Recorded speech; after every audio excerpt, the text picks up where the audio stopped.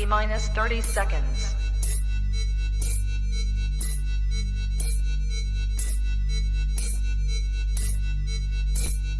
T minus 20 seconds.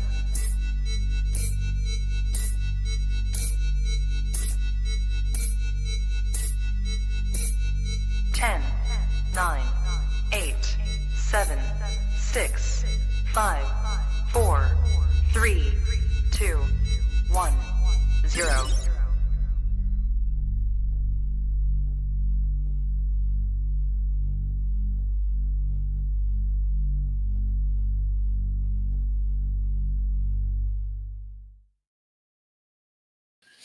Trap Talk Reptile Network, coolest reptile network in the world, episode 497.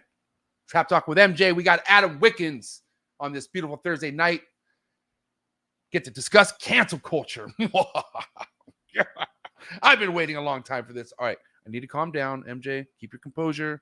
Relax. What is good, everyone? I'm your boy, MJ. If this is your first time tapping in, you're into keeping reptiles, you want to know what's happening, the ins and outs of the industry, then do me a favor, hit that like button, hit that subscribe button, hit that notification bell, select all, and you will be notified of anything coming out of this YouTube channel. You can also listen to any episode off the network, off of all the audio platforms. There's Buzzsprout, there's Apple Podcasts, there's Google, Spotify. So if you're over the video version of listening to this show, you can also go to the audio platform. So wherever you listen to Trap Talk Reptile Network, thank you so much. Really means a lot. Definitely all the feedback, and just you guys are really my fuel, man. And just talking all to you guys literally on a daily basis. Tell me how much this episode's helped you guys in whatever part of the reptile world. I love it. I love it. It's great, man. So listen, if you're looking for exclusive content, if you want to get more behind the scenes, get tapped in with some amazing reptile keepers, and especially if you're in this for the long run, this might help you. Then join the Trap Talk Patreon family, okay? That's the very first link in the description below. As soon as you join the Patreon family, you get linked to the Discord, over 200 amazing people, the amazing Instagram group chat with the Trap Patreon family is awesome. Just nonstop interaction, networking. It's the best, man. And we have keepers that work with everything. I got to tell you, from the venomous to the chondros, the emeralds, the ball pythons, the geckos. All right, you name it, man. So first and foremost, Patreon members, you guys are my heart. Trap Fest is right around the corner. About 30 days away from Trap Fest. Cannot wait to hang out with a lot of you guys. So many heavy hitters flying in. But anyways, more details for Trap Fest all on the Patreon page. So go join, man. And yeah, appreciate all you guys. Who's here, man? Who's really like ready for tonight? Because I feel like I'm a firework ready to go off. I have not been able to kind of actually talk to someone who's familiarized with having people wanting them to get canceled, especially when they do great things, you know? So it's going to be a great time tonight. Shout out to my man, Kenneth Jordan, Trap Talk Patreon member, all day, every day. Appreciate you, big dog, for being here. Ethan Hatchery in the building, Trap Talk Patreon member all day, every day. Krista, Neurophi Exotics in the building, Trap Talk Patreon member all day, every day. NW Herpetological, that's my boy Zach, Trap Talk Patreon member all day, every day. The homie Cody, MORPH Kings in the building, Trap Talk Patreon member all day, every day. Royal Serpents, Jamil in the building, what is good? PJ's Creation, what is good? Trap Talk Patreon member all day, every day. Julio in the building, what is up? Trap Talk Patreon member all day, every day. Piyush Patel, what's up, Piyush? Thanks for tapping in. The homie Big E Top G of Villarino Reptiles, what is good? Mob boss of the V Unit family, appreciate you so much. Also co-host of my New Breed on the Block series. This guy never misses, comes correct. One of the most relevant people in the ball python game, and probably the biggest up-and-comer for sure. And I'm not just saying that because he's my boy. I'm just stating facts. JD, what is up, JD? Thanks for tapping in. Aurora, my girl in the building. What is up? Cheers to the funny pickle man. I forgot about Adam and his pickles, man. This dude loves his pickles. But Aurora, thanks for tapping in. Trap Talk Patreon member all day, every day. She's a real one. Dwight the Pie Man. What's up, Pie Man? Thanks for tapping in. Tough Art Pythons in the building. What is up? Trap Talk Patreon member all day, every day. Big Mike, 1776 Exotics, the OG Trap Talk Patreon member. All City Serpents, James B in the building. What is up? Trap Talk Patreon member, the Ugly Farm in the building. What is up? Tony from Revision Reptiles, which reminds me, shout out to Rami, shout out to Armin, shout out to Jay Summers for throwing an amazing event. The Reptile Talks was a hit. Had a great time, met a lot of amazing people. And just got to tell you right now, if you're considering going next year, I really would, because the list of people they're going to be bringing next year is going to be even more heavier. And again, go follow them on Instagram to kind of stay on top of things And shout out to Tony for being there and being a big help to USARK as always. And it was a good time. They raised over 30K for that event. So shout to the Reptile Talks and shout out to Tony. And thank you so much for all the people in the early. Hey, listen, if you're in the live chats tonight, if you have an important question or a topic, or if you would have something to touch on with cancel culture, make sure you drop a super chat. If you drop a super chat, I will throw that whatever the hell you have on the big screen. Okay, and we'll discuss whatever topic or question you might have, or you just want to show some love. That's cool. Shout out to USARK. Again, first and foremost, second link in description below. Click on it. If you don't know what USARK is, I'm helping you out right now. Don't stay in the dark. Know what USARK is here and what they're here to help us fight for are animal rights. And shout out to USARK Florida. Okay, these numbers really do matter, please, guys. So $5 a month, all right, it just helps, and you'll sleep better at night knowing that you're helping us keep our animal rights in the United States. So shout out to Phil Goss, shout out to the entire USARK team. Appreciate it. I also want to say thank you to tonight's sponsors. Okay, my man Gary Shavino from GS Reptiles, one of the best doing it for many, many years coming. Like this guy's he's been doing it for so long and has been doing it the best. So thank you so much, Gary Shavino. Also, when it comes to learning about species that I work with and what I want to get better at, Gary's just one of the best guys who's taught me so much about arboreal species. And when it comes to him dropping a vlog on those random Fridays, I get very excited. It's definitely one of my favorite YouTube channels for sure. So shout out to Gary Shavino. Thank you so much for being amazing, my man. And just for being one of my good friends and just been a long-time Trap Talk supporter. That means a lot.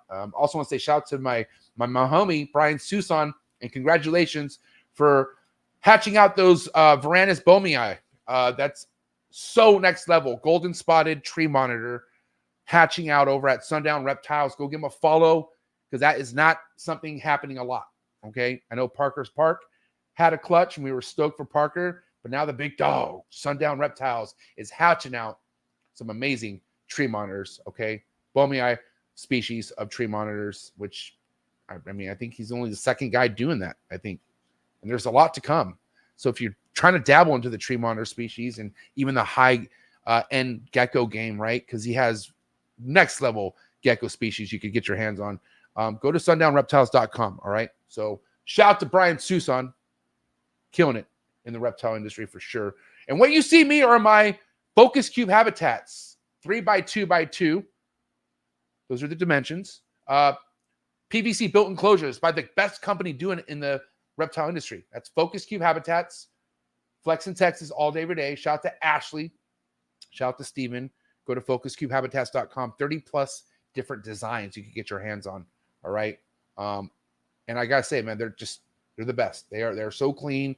And if you ever walk into a collection that has nothing but Focus Cube Habitats, it hits different. I'm just saying. All right. So thank you so much, Steven and Ashley. One of the best doing it. And like I said, they are hardworking and they're killing it on so many different levels. And yes, last but not least, I want to say shout out to the chipper, Coco Dude. All right. Get your substrate over at cocodude.com. Type in TrapFam24 and get 24% off the entire Coco chip order, whatever you decide to go with. I go to Coco to go because it's already broken down. It's in a bag. It's easy to get moving. But anyways, shout out to all the sponsors. You can find all the information to my sponsors in description below. And really, all the support means everything from them. And just by you even supporting them, all my viewers really means a lot. But guys, I have so much excitement that I'm containing right now because Adam Wickens, he's definitely one of the leaders when it comes to animal content in the YouTube world. Okay. I mean, there's a lot of people doing it, but when it comes to like informational stuff, right? Like transparency, and I mean like doesn't hide anything, he shares a lot of his ups and even downs, which I feel like is important, right? But anyways, really like this guy's content. I even became more drawn to Adam after meeting him at Animal Con and really hearing what Barczyk had to say about him. Because I have my guard up, it's got a lot better, but really I almost don't want to know people. I almost like, but I was forced to kind of get to know Adam more. And man, I'm happy to see exactly where this guy's headed, where his YouTube channel is, like how it's growing. So there's going to be a lot of talk about growth in YouTube because that's where a lot of people kind of hit walls, right? YouTube is hard. YouTube is definitely one of the hardest things to get down. And it gets to the point where people feel like they have to fake their numbers. And I don't need to name drop anyone faking numbers, but holy shit, that's kind of, when you get to that point, it's like, why are you even doing this? Really? Like, so anyways, Adam's one of the realest doing it. And it is time to bring him back for a round 2. His first time on a Thursday night. So this is going to be a banger. And I hope you guys are ready because I am not holding back. Neither is he. It's going down. Okay. So do me a favor. Do what you got to do to get your mind right. Do what you got to do to stay hydrated because this is 497 Trap Talk episodes. Holy shit. We're almost at that 500. But 497 is what matters right now. Adam Wickens coming at you. Let's go. Cheers.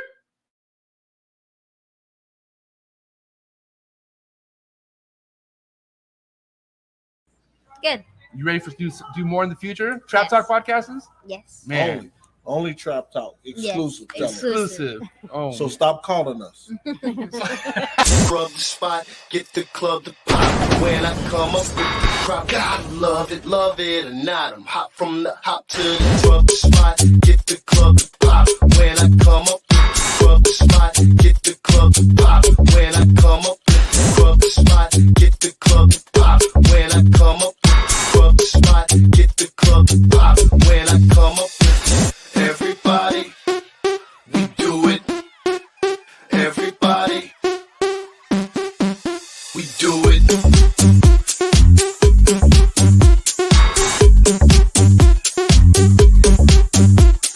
it.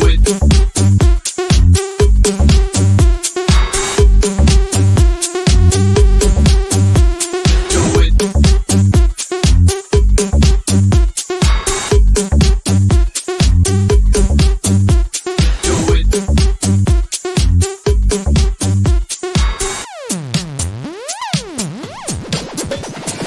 Rub the spot, get the club to pop. When I come up with the rub the spot, get the club to pop. When I come up with the rub the spot, get the club to pop. When I come up with the rub the spot, get the club to pop. When I come up. And we're live. Episode 497. Adam Wickens, my man, what is good? I'm good, dude. How are you? Thanks for having me on the podcast again. Happy to have you back on. I know definitely from our first episode, I'm like, dude, that wasn't enough. Like I'm looking forward to having Adam back on, but man, I didn't know it was going to be under such circumstances, which I know about you being canceled supposedly, or the attempts was a few weeks ago, but still like I'm so excited. Not that you went through that, but I'm excited that we could express our experience and what that was like and whatnot. But before we even get to all that shit, man, I just want to say props to you. You are killing it. Your content, not missing a beat, man. And I gotta say, and you know that YouTube is a grind. YouTube is not easy. And it's like the better you get at YouTube, the more pressure it is to stay consistent. And you, my man, you're killing it. So I just want to give my flowers to you right off the bat and say good job on YouTube. Thanks, man. Appreciate it. Yeah, still haven't missed an episode in 5.5 years, so we're gonna keep it going.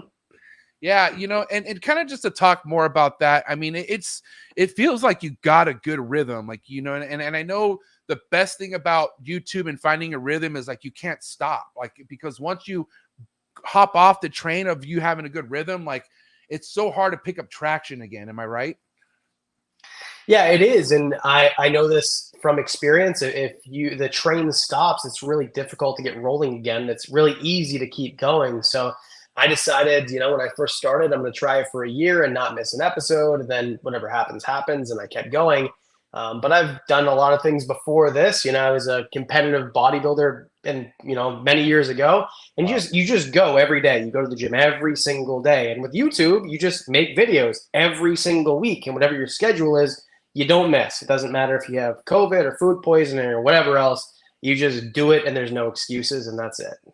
And man, 337,000 subscribers. That's quite the feat, especially in the world that we're in, right? Because and you don't do anything stupidly sensational other than cohab leopard geckos. Yeah, I mean, this disclaimer for your audience, I am an animal abuser in that I keep species that cohabitates in the wild also together in captivity. So besides that, you're right, I don't do anything crazy. But you got legit freaking solid numbers behind your videos. And I'm wondering, is this a full-time gig at this point, or you still got other 9-to-5s? I mean, I know you're a comedian too, so I'm just curious how much of this is taking up of your day-to-day. You know what I mean? So I quit my 9-to-5 in the end of 2020. So it's been a while, but I do have other businesses and other things I do, but this is like the main thing. Wickens Wicked Reptiles is my main thing. And I actually incorporated at the end of last year. So now I'm a corporation instead of a sole proprietorship. And so I'm trying to just, continue doing things and kind of build upon what I have. Man, and I'm curious, a lot of your audience, is it coming from the United States, or where are you getting most of your target audience out of the, in the world? I think right now it's about 73% from the US. So it's mostly from the US. And then my second biggest country is the UK and then Canada. So my own native country is third out of the list. Yeah, and I don't know, man, like I know there's a lot of tools that YouTube gives you and whatnot. And I know you do shorts, like your shorts are great also. But what do you think helped you the most? The consistency part? Because like I said, there's people, no matter what they do and no matter who they collab with, they don't get past 100K sometimes. You know what I mean? And you're damn near on your way. Like you're doing it. So I'm just curious, what do you think what's the biggest push you think that's helping you, I think the biggest thing is being consistent. I think of all when people ask me, hey, how did you get big on YouTube? The first thing I say is be consistent. And then if you can't be consistent, then be consistent. Like there's no excuse for not being, just don't miss videos, and then get better at something every week. So when I first started, my first video was in, portrait orientation. Like I didn't know what I was doing. I was making TikToks on YouTube before TikTok was a thing. Right. So I figured that out, and then I got lighting, and then audio, and then I went back to lighting, and then script writing and presentation. I just got better at something every single week. And then I think just authenticity. And I think people can feel authenticity even through a screen. I think the biggest frequency that people can feel from you is if you're being genuine or not. And with me and my channel, if I make a mistake or I do something that was wrong or I say something that's wrong, I'm the first one to call it my own mistake and be like, I'm an idiot. I said that, tortoises don't have claws, but there is this one obscure species, and someone commented and they actually do, and I was wrong about that. So just be yourself and don't be afraid to be a buffoon if you are a buffoon. Yeah, and here's the thing, like it's a dangerous and almost embarrassing thing to talk about when somebody has put a lot of money into like breeding reptiles and they just lost their ass off. But it's so common, and it's like it's almost something not to be embarrassed about, because you could first and foremost fix the situation and also understand that you aren't the only one who's gone broke doing this. But like a lot of people don't like to talk about it. And you came in with an episode where you said like, you went dead broke, but obviously if you watched the video, you went into explanation. But how much of the breeding stuff even matters to you at this point, really? Zero. I mean, I make money breeding, but it's negligible.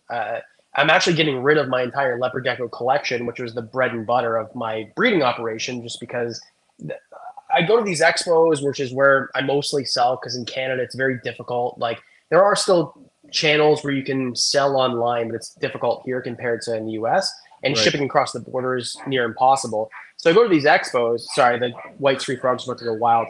But I go to these expos and everybody already has, they're so loud, what I have. So I decided, okay, I'm going to get out of those. And then I think that there's more need now for African fat tails. So I'm going to do that instead. And I'm just going to change everything around. And I'm starting from scratch, basically, even though I'm now, I don't know, a dozen years into breeding. So pause. What the fuck was going on right now? What was that sound? If you want to just explain that. So in the enclosure behind me, I have a cohab setup, but I've got 5 white tree frogs in there. So the misting system went off, and then my voice went off, and then that's what triggered the white tree frogs to just kind of go back and forth, because I have a couple of males in there. All right, I can't wait to talk about what's behind you, which we will. But I just, Me too. For the people wondering, because they'll, people who listen and hear noise, they'll make up anything they think that they're hearing. So I want people to clarify like what that sound was. But anyways, okay, this is why you know, it's such a beauty, right, to be in a position where you have all these animals. Yeah, you could breed them, but there's nothing money-wise that makes you have to breed them. Like, you're not tied into it like that. Yeah, you kind of are, but like, it's not do or die in a sense, where you have people who have no choice but to breed because they're trying to make something. You know what I mean? And they don't care what it is that they're breeding. If they could sell it, that's what they want to do. You know what I'm saying? But you have different multiple grinds. You're a hustler. Like, it's, you know, you have people who find this and they think dumping all this money, they could quit their 9 to 5, but then they could just do this and just sit around and fucking, you know, I'm a snake breeder. And that's like, you know, nowadays, especially, bro, like, you can't rely on just that. Like, it's the stupidest thing you could do is thinking you're just going to be a full-time reptile keeper, breeder, and not even on social media either. Like, you're just going to be in your fucking basement and your whatever your room is and think you're going to be a millionaire because the YouTube channels you follow, you know? Yeah, I think the thing too is if you're starting to breed and you don't have a social media presence to start, I think that's just kind of silly goose stuff, because people are going to buy. So people will buy leopard geckos from me if they're 10 times the price as the next table because they like my channel. They buy from people who they like. Just like if you go to a job interview, they don't hire you because you're the most qualified. They hired you because they liked you better than everybody else who applied for the job. Not that I gouge. I don't, you know, charge 10 times the price, but people will buy from you just because of who you are. So you have to have a social media presence because everybody does. And the world is so much more hyper competitive than it was 2 years ago, 5 years ago, especially 10 years ago. So I think that it's just much more difficult than it was before. And you have to hustle on more fronts than you did before as a breeder. I mean, it's kind of like on a lot of things in life has gotten more difficult. It's because it's like, we're, you know, it's kind of like times changes and you have a lot more competition in different areas and you're not the only one doing it anymore. Like, you know, because of all the content and, you know, there's as many dipshits out there. There are actually people out there who are pretty good at paying attention and pick up the breeding part really, really, really well. And they have success with breeding more than you think. That's why, you know, having these animals that you produce don't bring you all this money as much as it used to anymore, because it's all out there now, you know. And I'm talking primarily ball pythons here, but even in the leopard gecko world, right? Like, how saturated is the leopard gecko market, would you say? Because I really don't know. Dude, it's insane. And so, like, leopard geckos are what I actually love. And I remember we talked about it last time we spoke, but yeah, I actually love leopard geckos. And the thing is, even like the crazy morphs, like the high-end stuff, and leopard geckos don't sell for nearly as much as ball pythons, right? Like a $2,000 leopard gecko is like top tier, you know? Right. So, and those $2,000 black knights 2 years ago are going to be $200 next year. I promise you they're going to drop, you know, almost like 90-something% by next year as opposed to what they were 2 or 3 years ago. So it changes. What I've noticed in Canada anyway, and I'm sure it's the same in the US, is when I go to expos, everyone who I talk to, oh, I had a great show. What are you selling? Oh, I'm selling collared lizards. I'm selling butterfly agamas. It's these weird things that most people wouldn't think of, but because YouTube is such a big thing now and people follow the Barczyk videos even from 2-3 years ago, they follow my channel and Clint's channel and all these channels that talk about obscure things, their mind is open to more than ball pythons, leopard geckos, crested geckos, corn snakes, and things like that.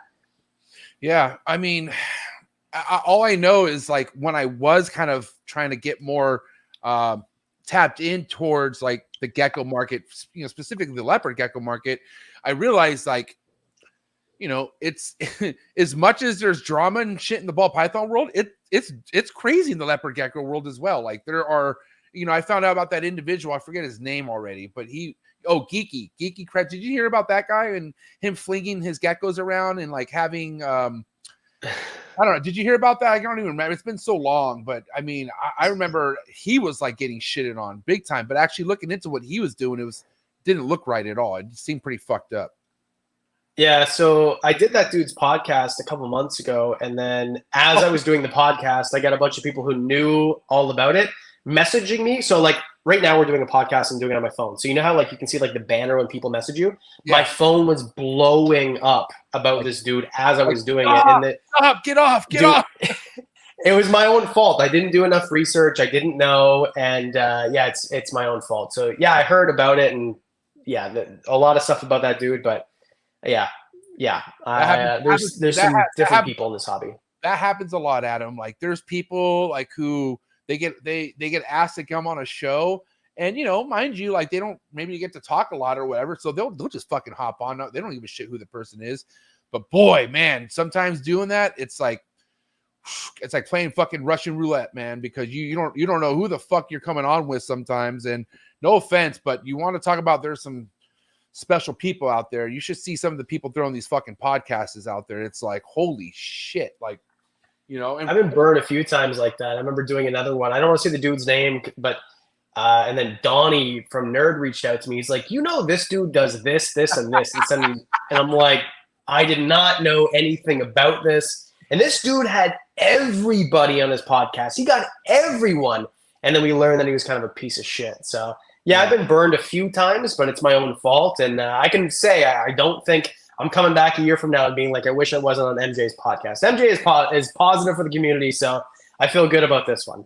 Thank you. I appreciate it. You know, listen, it's kind of like I'm definitely like not in the middle type of person. What I mean by that, either you really fuck with me or you just really don't. And only because I'm not scared to like tell you how I feel about certain things, because nobody really, like, as far as what I do in this room and how I do this, run this show, nobody pays for it. This is like my thing. You know what I'm saying? So, and like last time I checked, you could have your opinion on certain matters. So I just openly express my opinion because I feel like it's important in the animal world. Don't you think? Like it's just like you talking about going broke and all that shit. Like if you actually watch the episode and not just look at the thumbnail, you realize how you connect a lot of dots, and you're not just being negative about being broke. No, there's just certain ways to move in this game, right?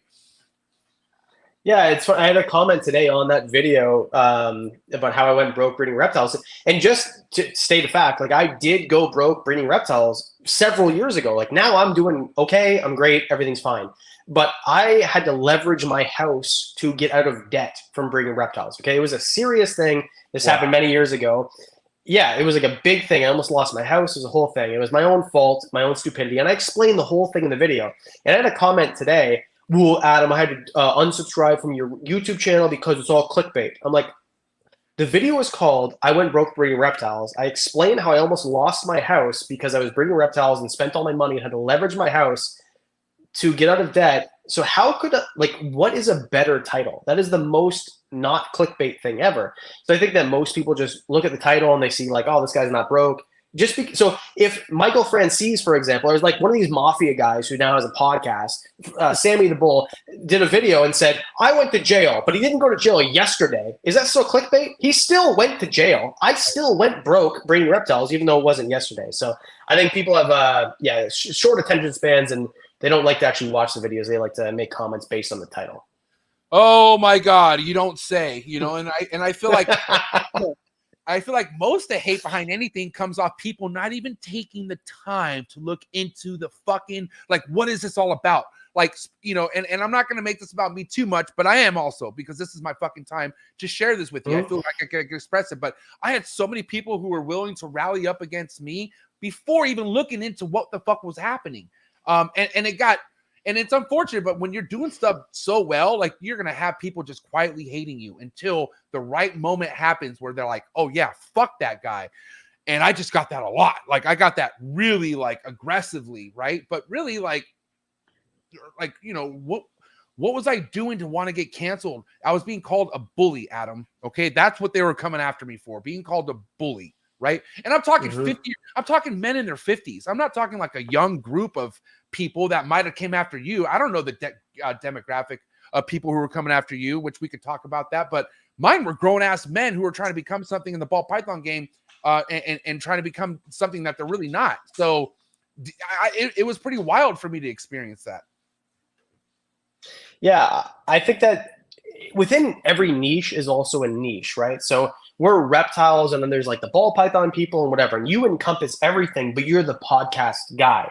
And even if you're not, I don't know the podcast numbers anymore, but it seems like you are the biggest podcast, or at least right now, like the happening one. So people are going to hate on you. That's just how it works. People are going to hate on me because I had a very fast rise, but I didn't do anything wrong. And I think there's that whole theory or saying of, you know, die a hero or live long enough to see yourself become a villain. And then I made one video that was fine for 2 weeks. And then one guy decided, you know what? I don't like this video. I'm going to make a post about it on social media. Boom. I became a villain overnight based on one other person's statement, which his opinion doesn't even align with the statement in the first place because he said that in a later comment.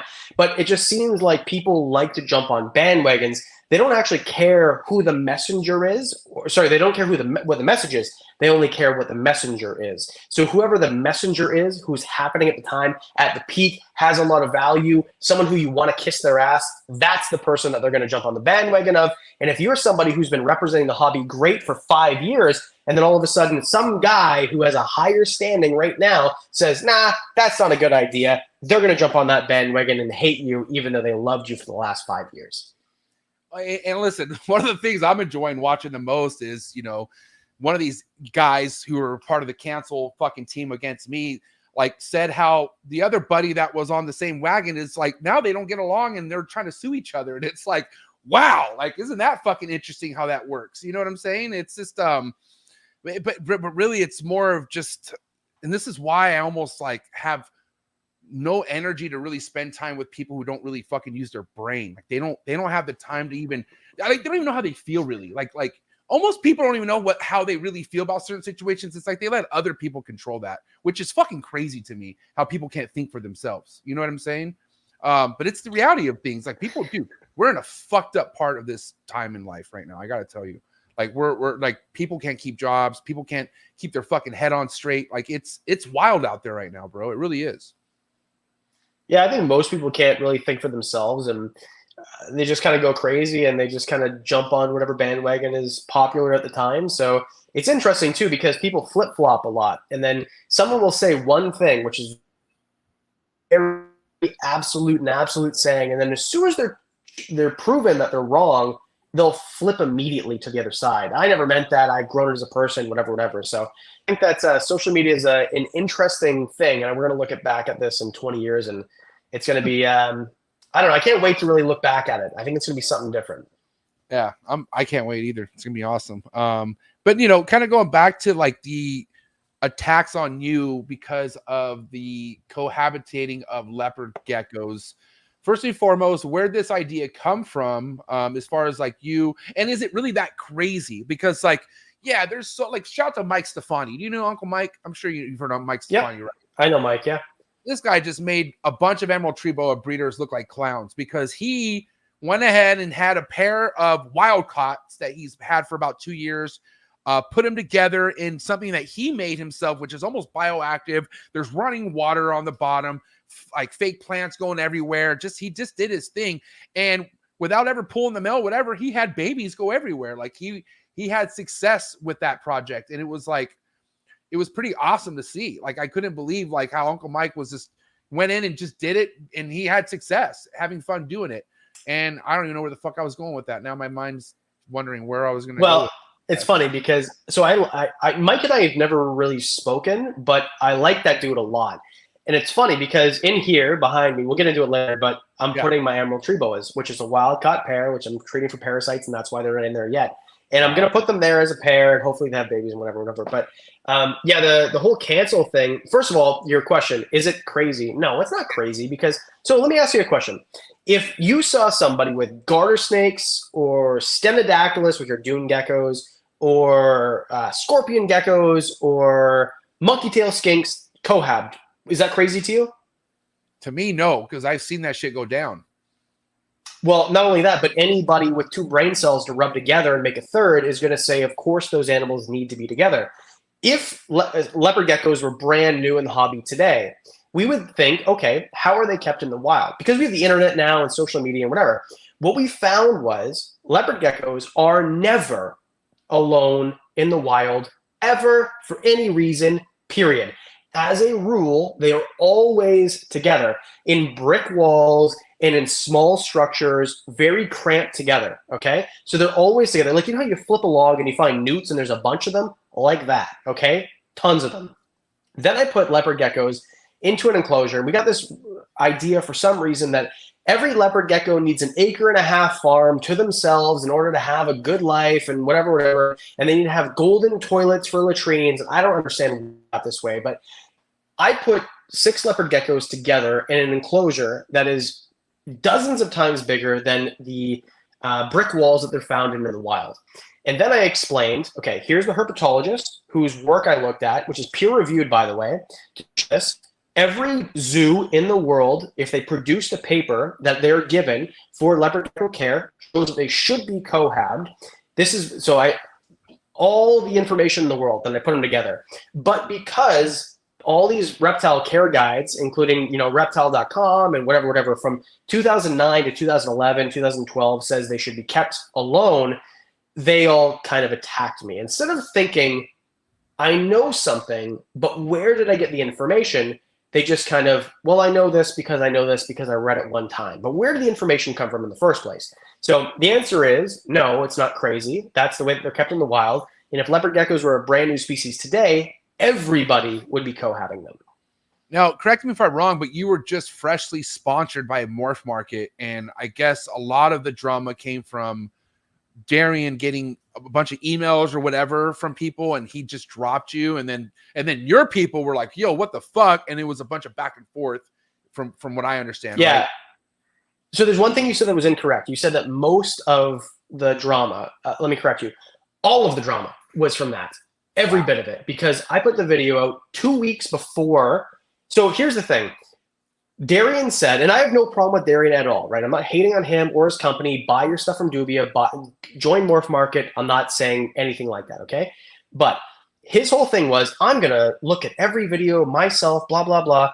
The video was up for 2 weeks, and nobody noticed. He didn't notice. His employees didn't notice. Nobody noticed. And somebody made a TikTok saying, oh, Adam's putting leopard geckos together, and because I'm 12.5 years old and I read a care guide from before I was born, I know that that shouldn't happen.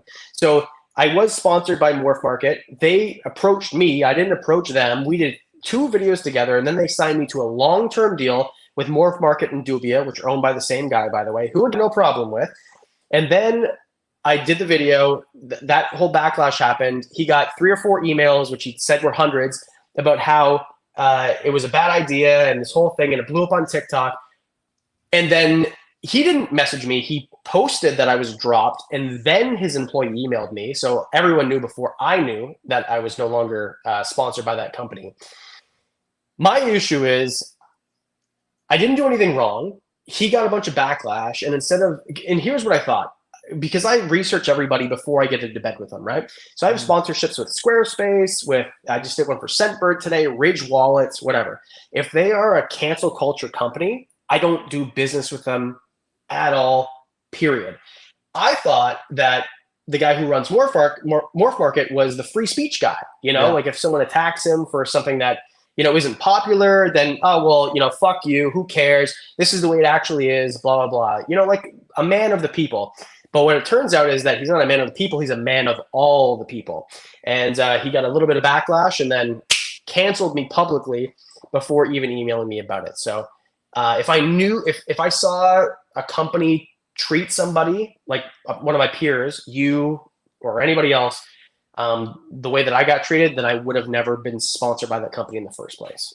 I understand things because, I lost a couple sponsorships too, but I also knew that one of them, it was our time. Like it had been a long time. So whatever. Mm-hmm. But like the whole doing it without letting you know and letting other people know before you, like what's your motive? Like, why the fuck would you do that is what I would think to myself. And again, I don't know. I can't think for Darian. But man, that would fucking really aggravate me. Like I have an answer. I know what the motive was, because here's the deal. So he made a comment on the post, which I screenshotted, saying that he lost tens of thousands, maybe $100,000 worth of business because of my video. So first of all, the enclosures sell for $259. So let's do the math of how many enclosures you'd have to sell in a week to make $100,000 of the business. Obviously, this is ludicrous, insane. My 4-year-old could do the math saying this is ridiculous. But the point was, he saw an opportunity, and I don't blame him because he's a business guy. He has money. He understands how business works. Right. He saw an opportunity. There's a whole horde of people who think that leopard geckos shouldn't be cohabbed, even though I know myself as the owner of this company that they can be cohab, and I actually promote businesses who cohab them to breed them to sell them on my other website, MorphMarket. I know that this isn't wrong, but these people think that it's wrong. So I'm going to make a public post saying Dubia does not recommend or support putting 6 leopard geckos into a 4x2x2 enclosure, and then sponsor the post so it blows up and gets to 6,000, however many likes that it got to. And then he sold a bunch of enclosures. I would guess, I don't know this for sure, this is my speculation and my theory, sold a bunch of enclosures as the good guy in the hobby who's doing things ethically, even though what I didn't do was unethical at all. Not unethical one bit. So you stand pretty tall on that then, is what he did, and tried basically capitalizing off the whole situation. And again, I will say it again because I'm sure this will get clipped up and sent to him and whatever else. I have no problem. If you want to make your money however you want to make it, that's fine. It didn't hurt my bottom line. The sponsorship was, I'm not going to talk numbers, but it was not a good paying sponsorship. I took a very low price because, first of all, I thought he was the freedom of speech guy, so I liked the guy. And also, it was a multi-video deal. So you know, right? You're a business guy. If you get a multi-video deal, you generally take a smaller price, or you take, you know, lower price per video than if it was a one video deal, right? So I had no problem with the deal. I had no problem with the company, anything like that. I personally wouldn't have done business like that, but it doesn't mean that it's wrong. It doesn't mean that, you know, what he did was wrong. I just personally wouldn't have done it. And if I knew he did business like that, I would never have been sponsored by the company in the first place. Yeah, you know, but it's kind of, what are you gonna do? I mean, you're human, and you know, you would think too, because you're not really, you know, because say what you want. There's people who have so many types of feelings for Darian in the ball python breeding side of things, because they breed, and that's because money's tied to what they make off MorphMarket. Now, I will tell you, the ones making money off MorphMarket, they got nothing to say, good or bad. They don't give a shit. They just want to use MorphMarket for what it is, right? But you, on the other end, you're not really tied into the breeder world, right? So you would just think, wow, you're thinking, what a logo to have, or what a brand to have a part of what I'm doing, because that will tie you in more with breeders. And like, dude, I'm here for the breeding, man, and I love it, and the well keeping. But I watch your videos to learn other techniques and other ways to be a better keeper. You know what I'm saying? So there is a lot of things, like, that's what I'm saying. Like, we would never, the breeder world would be nowhere without the pet side of things. Like, we need to be tapped in with the keepers who are doing things right, just as much as keeping with the breeders who are doing things right. Like, you got to have both worlds in a sense. So I agree. I see easily how you're like, wow, MorphMarket, fuck yeah. Like, and yeah, you're willing to take a hit on the per video rate because it's MorphMarket. But man, you know, yeah, all I'm saying is, like, listen, I think that MorphMarket is important because they are the top dog in terms of, you know, selling reptiles. If you breed reptiles, especially in the US, you use MorphMarket. If you breed reptiles in Canada or wherever else, I can only speak here because I know people that sell to the US, then you use MorphMarket. And I think what they do is great. And what Darian has done with the website and the business is awesome. I think it's great. The business ethics behind it, if you're, you know, sponsored by them, is one thing. But as a consumer, I would say, yeah, I mean, people ask me all the time. People who are big fans of mine, who are really in my corner, I get messages even to this day. Hey, I'm thinking about using Dubia or MorphMarket. First of all, I've got nothing bad to say about MorphMarket from a consumer standpoint. Like, right. I don't see any weak points at all. If you want to talk about the enclosures in comparison to other enclosures, then yeah, I'm not going to, you know, you're comparing a Corolla to a Ferrari, you know? He's selling Corollas and they're great and they get the job done. But in terms of MorphMarket, in terms of selling product, that's the Ferrari. That's what you want to use. So yeah, I want people to think that I'm shitting on him or his business or anything else. I'm just telling exactly how it went down. Like, I'd be happy to have this conversation with him publicly. Like, I just want it to be clear, like, what I'm saying is exactly what happened. It's not bias. There's no bias in what I'm saying.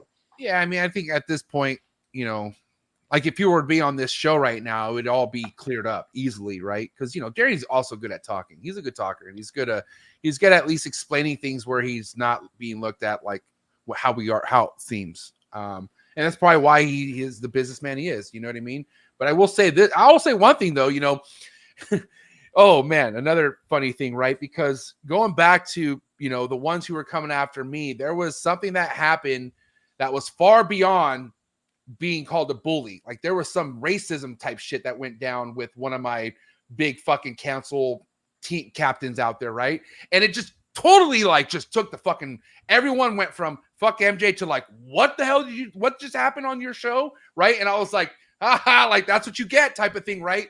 But I want to say the stars kind of line in a sense in this as well, because Darian had, shout out to Dave Kaufman. I'm a huge Dave Kaufman fan. Shout out to Dave. Me too. Love you, Dave.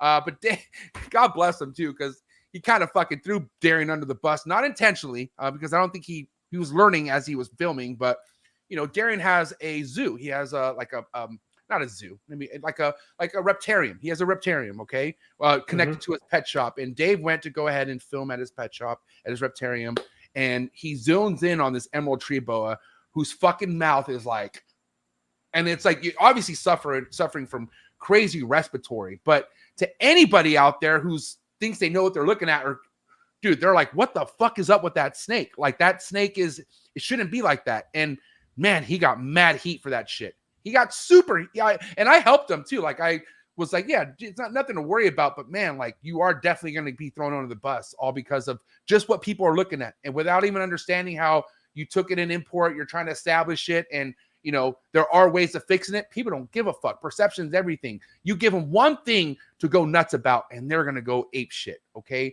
And this is kind of how it works, bro. Like it's not, people are out there. Well, it's a tough position to be in. It's because I get it. Like he's got a bunch of businesses, and I've heard. So here's the thing too, is like I'm unwilling to say the things I've heard or know of unless I've actually experienced it and can, you know, vouch for it. But it wasn't Dave even who told me this, by the way, but somebody else told me other things about this zoo who've been there, right, that were really bad. And the thing is, like, I understand that he's the boss, so the buck stops with him, but it's difficult because he probably didn't buy the animal. He probably didn't bring it in. He's probably never seen it. He might not even know that it's there. But at the end of the day, he is the boss and it's up to him. Just like, I mean, in a much, much, much smaller scale, I've got a bunch of reptiles here. I have an employee, and if the employee doesn't tell me that an animal's sick, it's still my fault. It's still my fault.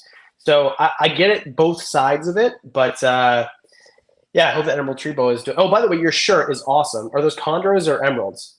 These are chondros. Yeah. Sick, cool. I just got into emeralds maybe 6 months ago, and dude, they're so cool. And I'm gonna get some chondros too. Like such a cool species. Like I know they're very different, but like that group of snakes is amazing. I mean, they are, but they're not. Like you could keep them exactly the same. You know, it's just the breeding part is where it kind of gets tricky and different. But keeping wise, no, bro, you keep them exactly the same. They are more easier than a ball python. I'm telling you.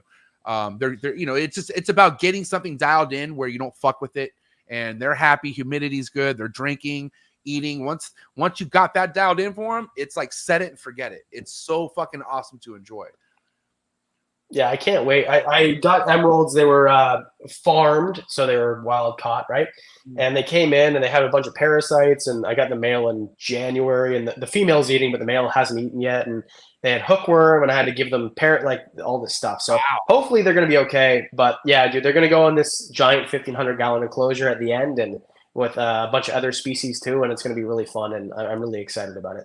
So your male, how old is it? Pretty big. It's a full grown male. Yeah, I mean, it's full grown. He's probably 4 feet, 4.5 feet. So not huge, but it's a northern. It's not a basin, right? So he's going to stay a lot smaller than, you know, what some people think. Well, you know what you're talking about, but some people think that emeralds get huge. Most of them don't. It's like humans. Like you can't say everything gets big. Like there are big male northerns out there. Shit, I had a couple in my time, but there's, you know, I'm looking at some that were nowhere near that size. So really, like from what it sounds like, you have an adult is what it sounds like, right? Yeah. I know, man, shit. With the last import that I took, because I sworn off. I'm like, I'm done because, man, I have a freezer with enough emeralds in it that just didn't make it. You know, well, the biggest thing with emeralds is regurgitation. If it cannot eat a meal, it ain't gonna work. It ain't gonna fucking happen. And there's people out there like shout out to Ron St. Pierre, who's do you know who Ron St. Pierre is? Have you ever heard of him?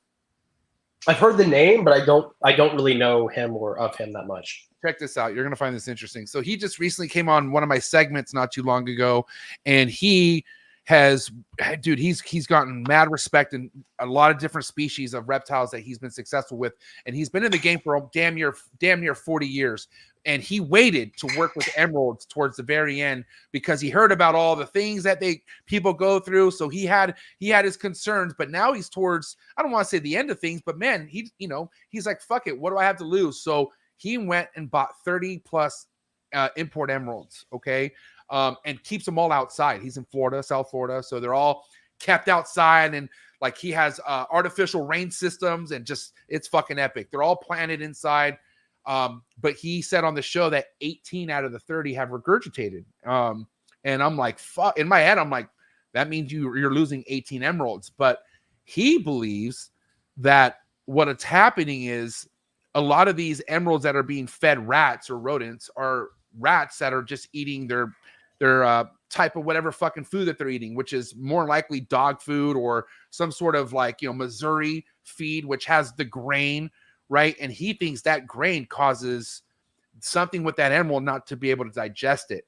And the way he's proven this is that he got ASFs. He got a colony of ASFs and basically emptied them out and started feeding them nothing but fruit. Fruit, vegetables, and I think just mainly fruit.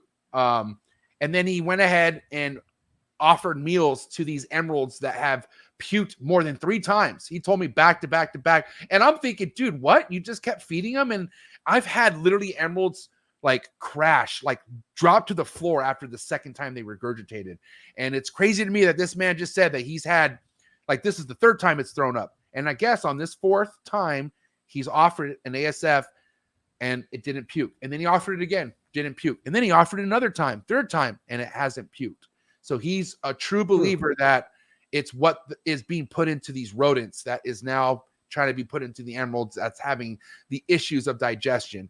Now, there are a lot of people, kind of like myself, who says, that's fucking cap, man. I don't care what you say. That thing will throw up again. And mind you, an ASF is not a rat. It's smaller. It's a smaller rodent, but it also is bigger than a mouse.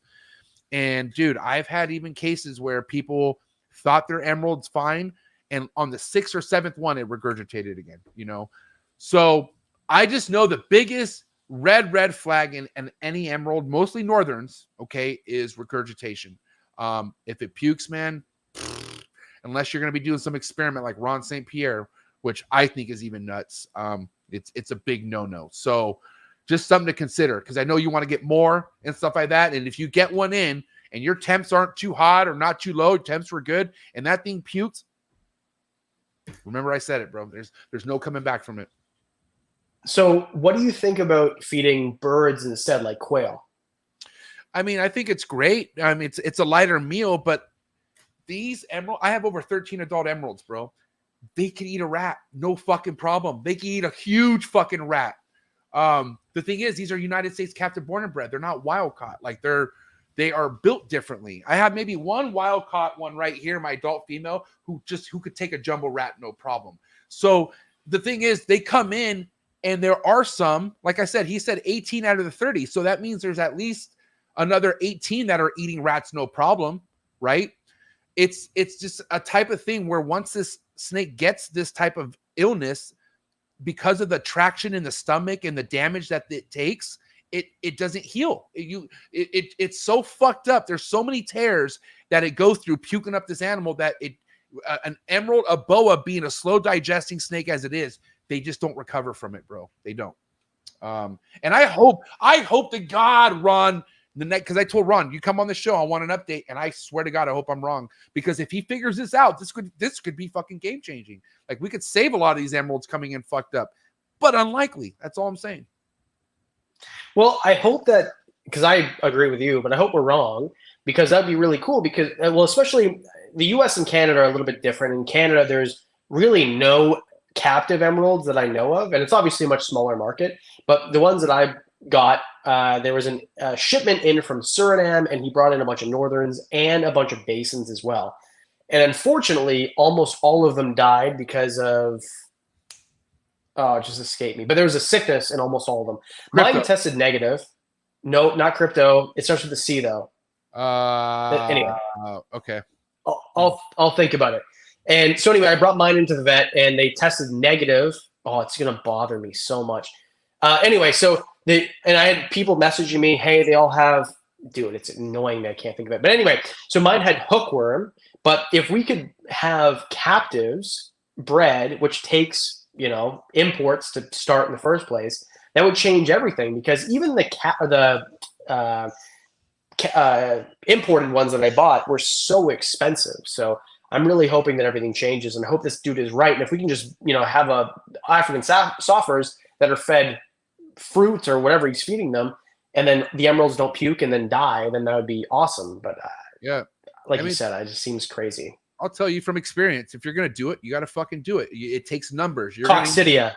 Yeah, Coccidia. That's what it was. Coccidia. I don't know, why have I not heard of that? What is Coccidia? It's an internal and external parasite. So anyway, all of them that I know of died. And bro, the basins were 12 grand a pair imported, and everybody that I know who bought them, they all died. That's Coccidia. terrible. God damn. Yeah. Fuck. But you know, here's the thing. It's all about numbers, you know, and you are going to get some losses, but if you are able to get the ones that are solid, which is possible, and get them raised up, you know, you just get, all you need is those babies, and you start from there. Which that's how it all starts from the beginning. Everything came from a wild card at some point. You know what I mean? And Uncle Stefani, like I said, Mike Stefani made that shit go down with 2 imports, like 2 adult imports that he got in. You know what I mean? So yeah, you just, what happened? Did you see the comment in your stream here? King of DIY, Joey, what's up? Fight the dude who made the video on my card. So first of all, the person who made the video was a female, so I can't do that. Well, I guess you have to ask them if they're a female or not. I never asked, so I don't know if Rebecca's a female or not. But fighting Darian on your, I mean, that'd be kind of fun, I guess. I don't know. King of DIY, he's doing a whole boxing event in Long Island or Staten Island. Long Island? Yeah, anyway, wherever it is. So he's a Canadian dude. That'd be kind of fun. Sorry, I didn't mean to interrupt you. I saw that. I thought it was hilarious. No, you're good. But I just know that numbers is always on your side in almost anything, right? But yeah, man, and you know, with your situation too, because how little they are coming in up there, you are going to probably have to take it up the butt when it comes to purchasing them. But then again, dude, like they're not hard to keep, you know, they either come in rock solid or they don't. And and there's ways of finding out right off the bat. Like, here's the thing, this is where people go wrong, because people will be like, well, I'm going to start it off slow and give it small meals. And if it's an adult, what the fuck are you worried about? These things can eat big meals. And I'm not saying give it something out of the fucking, you know, that's bigger than its body, but don't give it a little hopper mouse or a mouse. Like, if it's an adult emerald tree boa, give that thing a small rat, or give it a fucking, some sort of a rat produce, you know? And I'm telling you right now, that's going to determine how healthy that snake is. If it keeps that rat down, that's a good sign. And if it doesn't, mark my words, it's hitting the freezer 110%. It's just the way it works, man. And I'm telling you this because I got a freezer to prove all this. I have my experience, man. I've been doing this. Now, I haven't been doing it a long time, but as far as going in, like I went in pretty hard and passionately, like for 7 years now, you know, as far as the emeralds and all that, and dealing with imports, which I still have. Out of that 13, I think like 5 of those are imports that I've had for over 5 years now. You know what I mean? So I'm excited to hear for what you're doing with that. That's good. Yeah, I hope that it goes well and to bring him back to the vet. So we just gave the 2nd dose of the medicine that the vet gave us last week, or earlier this week. So I'm going to wait a week and then bring fecals to the vet, and hopefully they check out and they're fine and they're eating, and then they can go into this giant enclosure with everything else. So before we get into the giant enclosure behind you, how are you keeping these emeralds right now? Are they kept in something where you know humidity is good, or like I just want to maybe make sure you're on the right track? Yeah, so they're in a Exoterra. It's the big one, 36, 18, whatever like the biggest one that they make is. It's got a glass lid, so it keeps in the humidity. It has, it's mostly glass. It's half glass, so there's half screen. It has UVB light. It has heat. So the humidity is, you know, where it should be 70%, somewhere around there. Just sometimes it gets higher, sometimes it drops. The heat is good based on the care guides that I read, and they're obviously not eating. Well, the female's eating, but the male is not. They have a waterfall, so they have, you know, fresh water all the time. And, you know, I'm just kind of keeping them the way that a care guide told me to keep them, but I'm keeping them like that now because they're in quarantine. I don't want them near any of my other stuff. Yeah. So that male, is he acting hungry at all? Like, do you see him like S positioned at all, or like what's his like behavior and his demeanor at nighttime from what you see? So during the day, he seems weak because you know how they curl up pretty tightly. Yeah. He's kind of like looser, like That's some of the day, and then that's another thing to look at right there, big time. Because yeah. you want to know why? Because his stomach hurts. Like, so the reason why, and this is another reason why I keep repeating myself because my mind's going crazy. But Ron St. Pierre, I was looking at some of his photos, that not all of them, but some of the photos he would post, you could just tell the way how the emeralds perch that's probably one of the ones that are regurgitating. And the reason why is because their fucking stomach's fucked up. Like it hurt, like they're in pain normally is why it happens. So I'm very curious to see if this thing eats and if it holds down a meal, man. And I would just also make sure that it's not like that all the time. Like, do you ever see where he's perched up tight, or is it mostly just loose? Like, what are you seeing for the most part? No, he's mostly tight. It's just sometimes he's loose like that. So it's most of the time that he's fine. And then during the night, he does explore. And of course, it's a much smaller enclosure than they should be in, but quarantine situation, of course. So he'll spread out as much as he can over the perches and things like that. And then for most of the day, he's curled up tight. And then in the afternoon, when it gets the warmest, then he kind of droops down and it's very loose. And then he tightens up again at night. And then he just kind of, just kind of like goes everywhere and explores like like a normal snake. What are your temps at the daytime? Like, you know what the warmest it gets inside there during the day? Like I think the warmest is like 87, something like that, 88. Okay. And your room, like the room that you're in right now, what's the ambient like in there? How do you keep that room and whatnot? So he's upstairs. He's actually in the living room. That's where my quarantine area is because it's not around anything. But the ambient temperature is probably like right now 72 to 75. But in the enclosure, if I looked at it, the low end is, I think the coldest it's ever got was 71, 72, something like that. And then it gets up to, 88 on the other side. Cool. Now let's talk about the whole, the end goal. The end goal for these emeralds is to get inside what's behind you. And you are in your main reptile room, right? That's where everything's at. Yes. And what's the temps in the ambient in the room you're in right now? Like, how do you keep those normally? Ambient temp right now is 78 in this room.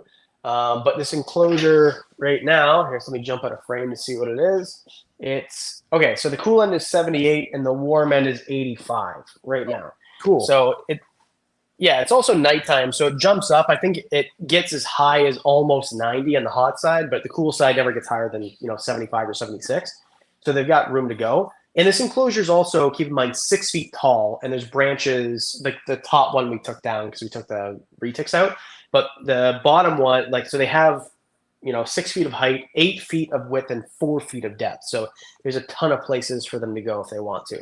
Dude, yeah, and I mean, you could even deck that shit out even more with branches. And I recommend that too. If you put the emeralds in there, they will utilize, I mean, even the highest you go, they will want to use that. And I think that's so awesome how you have that ability in that enclosure. Like it's, and I'm interested to see it too, because people don't understand how so many zoos cohabit so many different reptiles, amphibians, and they got it locked in. They got it down. You know what I'm saying? And it's so cool to see too. It's awesome. It's really cool. Yeah, the plan is, so we had higher branches, but we had super dwarf reticulated pythons in here, and they just are too big. So they kind of knocked them over and they fell down. And that's part of the reason why I want them out of here. They're just too big, right? Because the emeralds weigh, 3, 4, 5 pounds at max. The retics, some of them weigh, I think the heaviest one I have is like 18 pounds or 19 pounds. So they're just too big. They're too long. They're 7 feet. They're just too big. So what I'm going to do is I'm going to put more branches, and then it was fully planted. Like, I can't wait to put the video in. It looked beautiful. It was like this oasis. And then the retics are too heavy bodied and they go on the ground and they just destroyed everything. So I'm going to deck it out, put way more branches, vertical and then horizontal, of course. And then I'm going to put big, leafy plants, broadleaf plants. And because the emeralds aren't going to be traveling on the ground at all, or nearly as much as the retics anyway, they're not going to destroy all those plants. Everything's going to grow in and look super nice. And I'm also going to have dart frogs in there, red-eye tree frogs, and then anoles as well. I forget who it was, man, but they had an emerald tree boa. I think it was Patrick Holmes. Maybe it wasn't Patrick, but there was an adult emerald tree boa that they got their hands on that was kept from a breeder in Florida that just had it in like a real basic, like 7 feet tall, 4 feet. It was like a big box, and it had its perches, and it had substrate on the bottom and a huge water bowl. Okay. And it was like the most like, okay, that's weird. But I mean, he had it in there for over 10 years and it did great. But he had photos of it going all the way down just to get a drink of water, which I thought was, I thought it was awesome because, water, they obviously know where to go get water. And I do know if you do have that sort of system going on in that enclosure, like, is there a big pond in there, or what do you have on the ground as far as water goes? So I have a big, wow, what's the freaking company called? The rock, the background. Universal, the company called? Universal Rocks. Mm-hmm. Yeah, so I have a big Universal Rocks bowl. So shout out to Custom Reptile Habitats, Maximum Reptile. They sent me the enclosure and the whole background and everything in the bowl. So I have a big bowl. But what I thought of today, and I've even run it by, so my fiance Trish and I kind of do all this stuff together now. As Turts and Herp said it, mainly Trish, correct. So what I thought of today, I haven't even run it by her yet, is get this flexible conduit and then make a stream, because the dart frogs I want to keep in there are going to be breeding in there. So if I had, something to circulate the water, then made a stream that's basically like a lazy river, right? So it just keeps moving. And then I could, and it has a misting system, which actually went off at the beginning of the episode. So there's water that falls, and then I'm going to put a rain system also so that the tree frogs breed. And then it has a pond in the bottom, which is a big giant water bowl. And then if I put a stream also, then there's no excuse for them not to get the right water. Yeah, that's gonna be neat. And a lot of work though, right? I mean, because it's like maintenance here and there, and especially getting it dialed in is the biggest part. Because you get it all decked out, but then you realize how there's certain things you got to keep your eyes on. Which, I mean, I would love to do that if I had just had that one. I can't see doing like multiples of those. Like it's because that's why I don't knock bioactives, because I mean, God, if you have the time, the attention span, go for it, but you got to pay attention to things, like, because things can terribly go wrong if you don't pay attention, I feel like. Yeah, and I think the thing is too, like, you have that really cool wall behind you, and I forget the name of the company. Shout it out again. I know it's one of your sponsors. Focus Cube, yeah, Focus Cube Habitats. Yeah, there you go. So, and it looks awesome. And most of my enclosures, like everything I have in this room, is all PVCs, and they look great. Most of them are bioactive, but this is kind of the only enclosure I have like this. But it's for me, like, I'm never going to make money making the videos. Like, no one's going to care. I'm not Mikey Bustos and Ants Canada. Have you seen those, bro? They have millions of views. Dude, yeah. I love Mikey, by the way. Coolest dude ever. Mikey, we should go to the Philippines and visit him. Hell yeah, dude. Well, you met him, right? Because we met at the same place that I met Mikey. I love that guy. If I talk about him, he's awesome. Yeah, dude, he's awesome. So, Canadian dude, too. And Ants Canada, dude lives in the Philippines. But anyway, I'm never going to make money on this, but it's for me. Like, when I was a kid, if you, said, hey, if you had the coolest enclosure, what would it be? I would be like, oh, those green arboreal snakes. I wouldn't have known the difference between boas and pythons at the time. And frogs, and like, that's what I would want. So this is kind of like for 5-year-old me. And then now I have young kids, and they're going to love it too. And I can show it on the channel for young kids to watch and inspire. And when I was a kid, I was inspired by the Crap Brothers, And then now I'm getting, messages from people that I know, hey, or that I don't know, hey, my kids watch you, and now they want to get involved in animals. They want to be animal people when they grow up. So this is the type of thing that inspires people. You can show racks and racks of ball pythons. No kid is ever getting excited about that. Kids don't understand money. Kids don't understand that. They're going to get excited about this. And that's why I'm kind of doing it for, child like me. And I'm a child too still, like, obviously. But like, if you were to like kind of take your like 12-year-old me and ask me what I would want, like, I wouldn't think of a 3x2x2 box. Like, I wouldn't. Like, it would be like, I want something with jungle leaves and I want all of them in there. That's what I would say. I want them all living together, which, I know there has to be, depending on the size, which, I mean, in that you could do a lot in there, you know what I'm saying? But still, like, that would be something I would visualize right off the bat as a kid, is something where to keep them, where it's more keeping than breeding. Like, I never thought about breeding at all as a kid. Never even crossed my mind until I got older, until I realized, wow, there is money in this. And then you know, that's where my mind went. But then also I was like, holy shit, you could keep other things besides ball pythons, and my passion just went nuts, you know. And like I said, I don't really knock any way. As long as if you got that animal thriving and doing good, then all right, keep it how you want, because there's so many different ways of how to keep something, as long as you are keeping it and it's happy. And what I mean by happy is thriving, you know. But you know, like I said, I won't ever knock a bioactive enclosures. And, you know, but mind you, if you're doing it right, there are certain ways of doing things right. Even this, like, yeah, it's a 3x2x2, but I feel like these snakes got everything they need, and they are beautiful. You come see my stuff, and I'm proud to show you what I have. You know what I'm saying? But I do know the 12-year-old me would be wishing that I had nothing but those behind you. That would be sick. Yeah, and it's interesting too, because I'm very lucky that I've amassed a big audience, and I get to, you know, pay my bills with making videos, and most of my videos aren't even about my main collection. So most of the stuff is for me, and I get accused sometimes, oh, you only get species to show on the channel for money.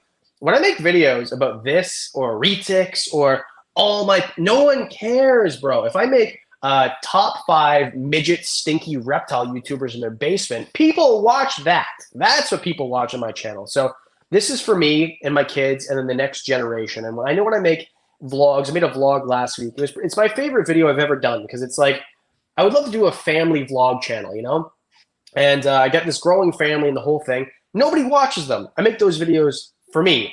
So if I can do something like that that's wholesome and show how I keep reptiles, and I just made, dude, I'm going to send you pictures. I made a outdoor enclosure for my iguana and my tortoises outside. It's 12 foot by 5 foot deep by 6.5 feet tall. I'm so proud of it, but I know if I make videos about it, people just don't watch it, which is unfortunate. And remind me what part of Canada you're in again? Niagara Falls, basically, like that area. Okay, so you got crazy winters up there for sure. Honestly, dude, our winters are very mild. I think I shoveled my driveway twice this year, and I think today was 89 degrees with like 80% humidity. So it gets as hot here as it does in South Florida for, you know, 2 or 3 months a year. Oh, wow. Yeah. So the winters suck, and you can't keep reptiles outside.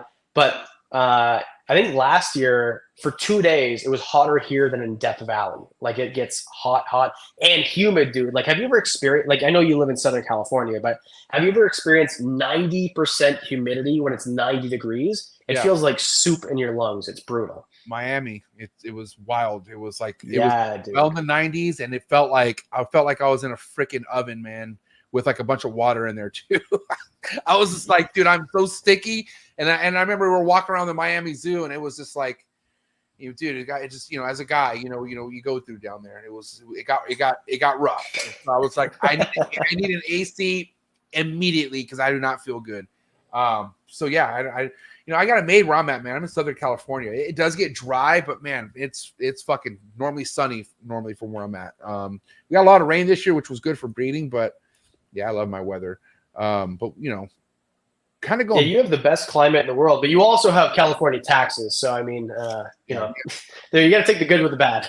Yeah, we definitely take the minuses where they're at. I'll tell you that much. But yeah, exactly. Take the good with the bad. Now, one thing that I never got to bring up on our very first episode, and I thought it was kind of the first time I ever paid it. Like someone brought my attention to you, and you had a video saying how ball pythons are not the best first pet. You remember that video?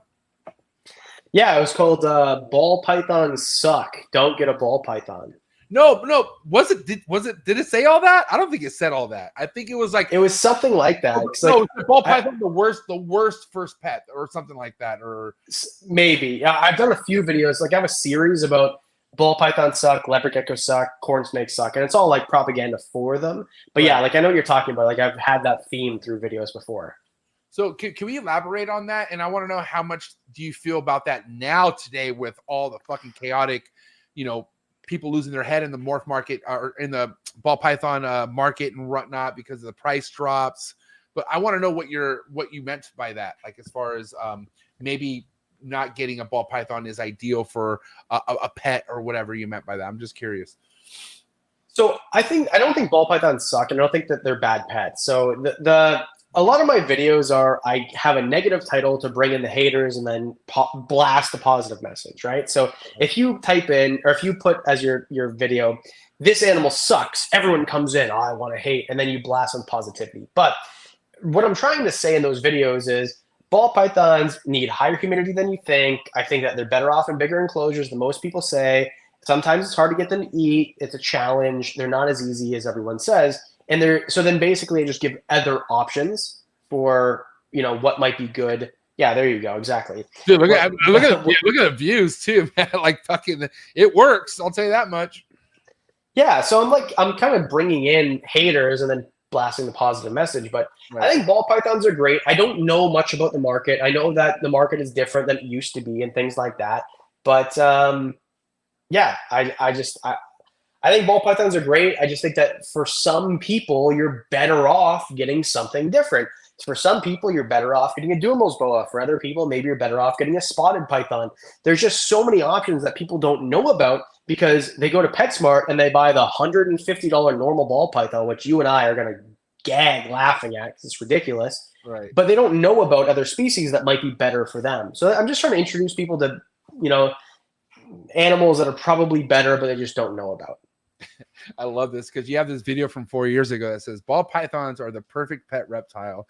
And then you go down and it says ball pythons suck. We're all it's just fucking, you know, I mean, what's crazy is like, man, like I think no matter what, if you're in the reptile game, like really like zoned in, you kind of mature. Like you find out things that you just didn't really feel the same about 4 or 5 years ago, you know? And my, you know, like I said, I didn't think ball python breeding was like the coolest thing ever, but I also thought like that was kind of top of the food chain. And it really isn't, like not even a little bit. There are so much other cool stuff that you can learn how to breed that people are just overlooking. And I think that's what matters right now. Or okay, if you do want to breed, like look at the stuff being overlooked and look at the stuff that we could potentially lose at some point. Like maybe like something that we can, if not enough people start working with this and how way laws are headed, shit, we could really fuck this project up for everybody if we're not smart about it, you know? Yeah, no, I agree. And I just think there's so many different species that most people don't know about. And I kind of, especially a few years ago, I started to make that the whole goal of my channel. And I think that Clint actually started that before me, was introducing people to different species that most people don't know about. And if I had $1 for every time I talked about Dumos boas and spotted pythons, I would buy everyone else's YouTube channel. You know, like people literally have, I'm not joking, MJ. People have accused me of being a Dumos boa shill. Like all the Dumos boa big Dumos boa is paying me to talk about how great they are. It's like, no, just some reptiles are so great and most people don't know about them. And I think that the greatest example of all of them is emerald tree skinks. 5 years ago, no one knew what an emerald tree skink was. And then Clint goes on this tirade about how amazing they are. And then now emerald tree skinks pop out of eggs and they're sold that day. So I think that's the great thing about social media, and that's something that's amazing about YouTube and Instagram and TikTok is more people know about species. People who got emerald tree skinks, they probably would have got, I don't know, day geckos or crested geckos or something else, when really what they wanted was a more diurnal, more active species, and they just didn't know that that was available. And the thing is, it's like, you know, how are people not going to know if it's not being put out there? And the reason why I love channels like yours is because you're giving people options. You know, I feel like there's a lot of agenda in the ball python world. You know what I mean? It's like you get somebody who gets, let's say somebody with some pockets, like they got deep pockets and they find out about this rare morph or whatever. You know what I mean? It's easy to go down that fucking rabbit hole. And once you go down that rabbit hole and you start talking to some people who just are like fucking piranhas, like they just know what to say and what to, you know, basically convince you to jump in this shit full fucking force, right? It's not happening as much anymore because a lot of these people are coming forward. They're like you. They're like, yep, I'm fucking out. I got no more money left. And they're selling their racks, they're selling everything, and they just barely came in two years ago, a year ago. And it's that right there isn't what this hobby needs. You know what I mean? So but transparency is everything right now. And I think that's the one thing that's helping this hobby, or people like yourself, me. Motherfuckers weren't scared to talk about what some of these issues are, you know?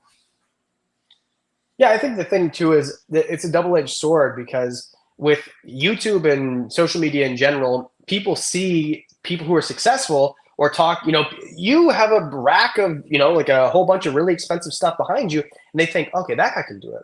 Then I'll just do it. I'll just buy all this stuff and then I'll breed it and then I'll sell it. Well, first of all, if you try to breed things like emeralds, it's not as easy as breeding things like ball pythons. So you might not be successful. Second of all, even if you are, do you have the right network to sell them? Even if you don't have the right network, do you know the right channels to go through to create a network to sell them? So it's much bigger than a lot of people think. And I think that unintentionally, people like you and I make it seem like it's easy. But then on the flip side, social media is awesome because there's all these new species that people didn't know about that they're now getting into for their own enjoyment. So every sword is a double-edged, well, that's not actually true. There's a lot of swords that aren't double-edged swords. But in general, as a theory, most of the time it's a double-edged sword, and you just got to take the good with the bad and use common sense, and that's it. And I think that's just a lost art is thinking before you actually act. And I think if you are doing something right in life, you are going to be dealing with double-edged swords. That's kind of how the trickery of life works. Like you got to know how to delegate and how to fucking move in certain things that you're even successful with in life. Like even you, like you have something in you that says, I cannot fucking miss a week or any videos. Like, and that is a habit you instilled in you. Right. But it's just as easy if you just say, fuck it, I don't want to do it. And then you give up for 2-3 months. Like that could just happen just like that if you want it to happen. Right. But it's not an option for you. And only because the way you kind of take on this task and you know what it does for you, Well, I think that it's a habit, and it has to be a habit because even though I've never missed a video, there's a lot of weeks where I'm just like, what would happen if I just didn't post? And I have this other channel now too, right? Informal History, which I didn't have when I talked to you last. So it's a history channel, and it grew pretty well off the bat. Now it's slowed down a bit because, I brought most of my audience. And there's been weeks, including this week, where I'm like, you know what? What if I just didn't make a video because, right now it's not making any money and no one really knows about it. But if I did that with Wickens, Wicked Reptiles, we wouldn't be talking. I'd be at a day job. So I have to treat everything like I treated WWR. And before that, I treated comedy like that is how I got successful in the scene of comedy here. And before that, I treated bodybuilding like that is how I became a top 10 Canadian bodybuilder and the whole thing. So I think in general, you just have to have this no quit in your persona or your mentality, and that's how you become successful in the first place. So yeah, I'm glad that I have that, and I think that most people should. And a lot of people who get out of the hobby is just they didn't really have a plan going into it, and then they ran into some issues, and then I'm just going to get rid of it, and kind of like they threw the baby out with the bathwater, I think. Yeah, but anything we do, like any kind of like what you like the bodybuilding stuff, like people come and they go. That's the whole point of like any hobby, any profession. You got people who are in this longer than others, and that's just the way it fucking works. It just depends on how bad you really want it, right? Like you said. Dude, look at podcasts. So you're still around, right? Yeah. Who else is still around from COVID days, from 4 years ago, 3 years ago? Almost nobody. I would say 10% of the podcasts that were around 4 years ago. I remember in 2020, 2021, I did 101 different podcasts. And yours wasn't even one of them, okay? So I did 101 different podcasts. How many of them are still around? Almost nobody. You're still around. So you just have to decide, even though the landscape changed, because I know everyone was in their house and everyone's doing a Zoom podcast and there's nothing else to do. But the people who stuck around are the ones who are successful. So I think that you're a great testament to that as well. Yeah, because I stick around because I know at the end of the day, whatever I bring to this channel is something where, there's not a guest I don't learn from. Like, and I've started all this just so I could figure out this shit better. But holy shit, like it goes deeper than the animals. Like us talking about YouTube and just stuff that you've done in your profession. Like it's interesting and it's so cool to learn about people and people I like. Like I said, I fuck with you. So this is just nothing but an awesome conversation that we would have in person. You know what I'm saying? But that's how it's always been for me. Like, I don't give a fuck about the views, Adam. I love all my subscribers because I have organic. Like, I don't have 300,000, but I got 10,000 real ones. You know what I'm saying? And there are people here for me. But at the end of the day, it was always about just me doing this selfishly for myself. And I never thought it would turn into me fucking motivating people, inspiring people, and all this. But I'm happy. Like it was cool that I actually got something to do in life where I'm giving back, but it didn't start like that. And even to this day, I selfishly pick my guests because it's for me. I don't give a fuck who's doing what. You know, I have people tell me, hey man, you should bring this person on, and I'll respectfully look at that person, but no, I do what I want to do. Like, this is for me. You know what I'm saying? And this is why I will always stick around. Like, people got me fucked up if they think I'm here to become the next Barczyk or some shit. No, not at all. Like, I'm having fun just being MJ and keeping what I keep and talking to amazing people and just, you know, like Animal Con, like, man, like just meeting people that I would never meet if it wasn't for the animals. That's what I'm here for, you know? Well, as a testament to what you just said, so there's 72 people watching right now. You have a 30th of my audience. My audience is 30 times bigger than yours, and I get maybe twice or 3 times the audience when I do a live stream. So you have a core audience that is more dedicated than audiences that have 1 million or 337,000 subscribers. So it doesn't, that subscriber membership doesn't even matter. It matters how many people are engaged. And I think you and, I don't know how you feel about Billy Rose and Mutation Creation, but I feel like you and him are in the same boat, because that dude doesn't have a very big subscribership. It barely grows, but he has tons of people that tune in when he's talking. People care, and you guys have very similar personalities. Again, I don't know how you feel about this dude, but you have very similar personalities. So I feel like all that matters. No, I'm going at it. What? No. I will say. Go ahead. Finish. All I was saying is that I think that all that matters is that you're genuine. People adhere to that, and you can have a big audience, but all that matters is the people that actually fuck with you, as you would say. And you have a lot of them, because there's 74 people now. And so that's a huge percentage of your audience in comparison to how everybody else does. I want the record to reflect. We're at 90 for a while too, just so you know. Oh yeah, we're also an hour and a half in. So that was what I meant to say. We're an hour and a half in. So this is like the big drop off period, and you still have 75 people watching you, dude. That's crazy. Yeah, respect. But, you know, I don't know. Where was I going to go after that? Fuck, I was going to say something. What were we just talking about? Oh, I was comparing you to Billy. I don't know how you feel about that dude, but I love that dude. Yeah, listen, Billy is one of the reasons why I felt so comfortable being myself on my podcast. Like just cuss, talk how you would normally cuss. I mean, talk how you normally talk, which I cuss a lot in person. Like, anyone who meets me, I fucking have a dirty mouth. I just talk, right? But he was so freely on his platform, and I'm like, well, I was like, nothing stops this man, so I'm going to do it too.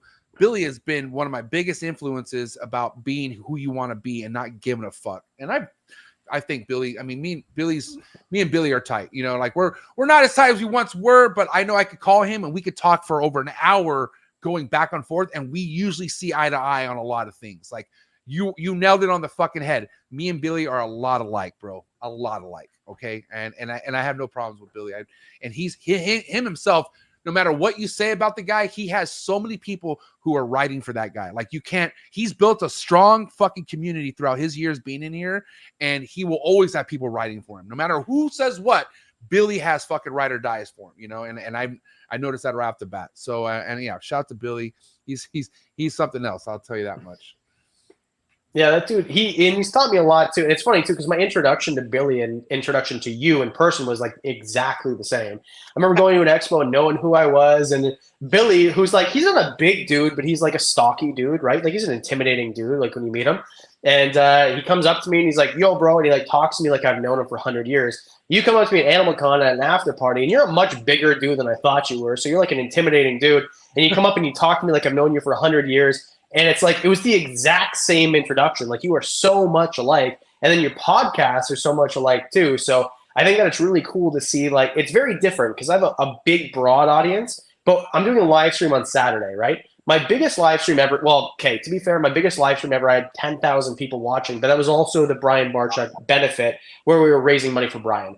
Most of the time, like maybe 500, but then it dwindles down to like 150 near like this point where it's like an hour and a half, right? So double what we have watching us right now. But my audience is also 337,000, whatever it is. So there's people like you have this core audience where it's smaller broadly, the numbers are smaller, whatever, but people are like, they're tight with you. And then Billy's the same way. And his audience is, I don't know, like 60,000 subscribers, whatever it is now. But I tune into his live streams, And he has way more people watching them than I do. Way more. And they're engaged, and the chat is so fast you can't even read it. So I think that people get caught up in numbers of like subscribership. But at the end of the day, who cares?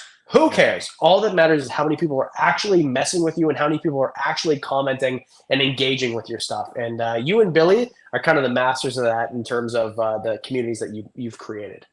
Yeah, man. And community is everything. And one of the things about me, like I travel, bro. Like I've gone to Billy's place, and man, that was an experience because like it's funny how you say how we act like if we known each other for years. And me and Billy, because I've been following Billy's content from the beginning, it felt like he was a long lost uncle, man. Like I felt like I've known this guy really, really well, and he was so just he was a great host, man. Took care of me and my buddy Matt, and just had a great time, barbecued. And it was something where I'm like, this is what I'm talking about, and that's why I continue to travel, because so I could have better relationships with people who inspire me in this, man. Like I do this for a living, Adam. And one thing I run off of is fucking fuel. Like I get pumped up. Like I am my biggest self-motivator. Like I get myself so worked up where it makes me just go hard. You know what I mean? Like in the paint, pause, but it just makes me want to go super next level, full gas to the, you know what I'm saying? Just I really love the people that comes along with what we do, and really just going and traveling and seeing them in person is really, really what changes everything. And obviously like us meeting at Animal Con or something like that. I think that was great. Yeah, and I think Animal Con was like a great way. I met more people at Animal Con, like the first year especially, than I've met the entirety before that.